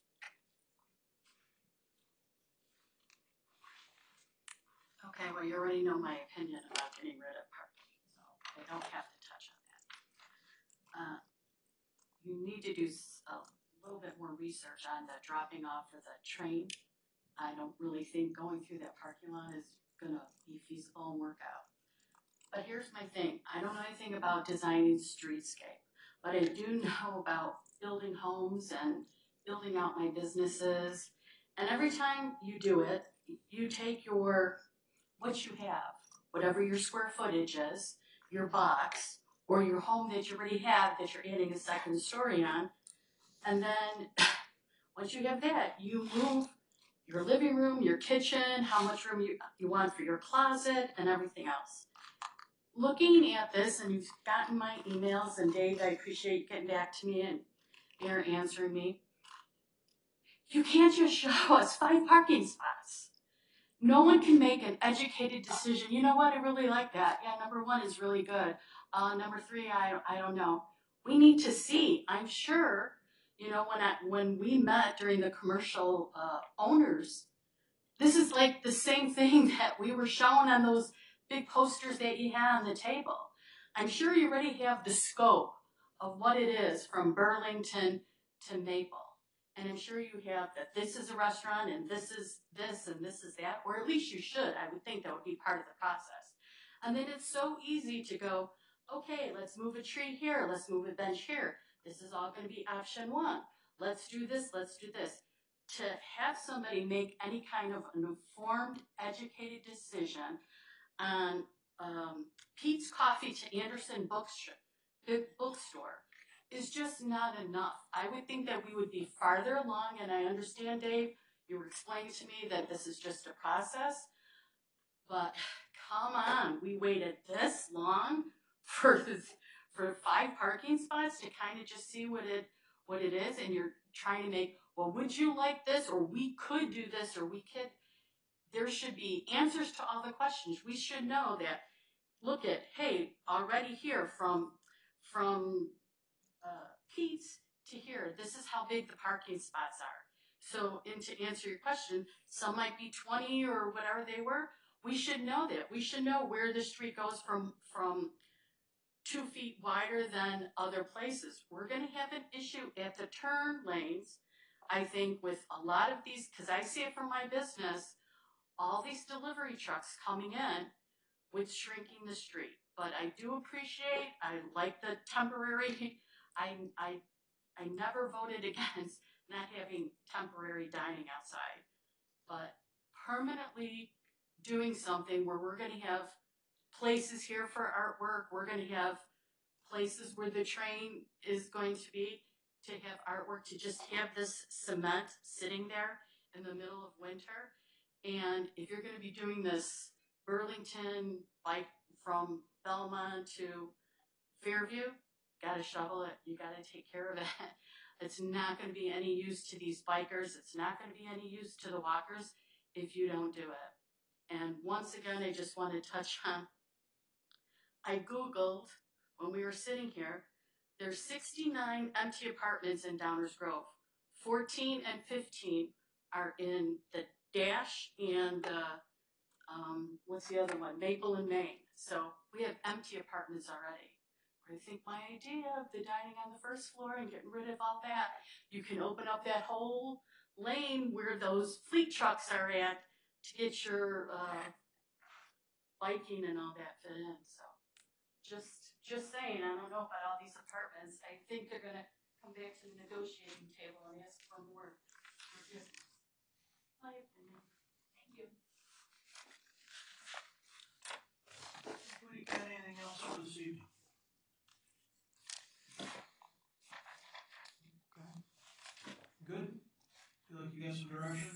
some next steps, next iterations? All right, we get a motion to adjourn. Motion to adjourn. Second. Those in favor say aye. Aye. Opposed? We are adjourned. Thank you.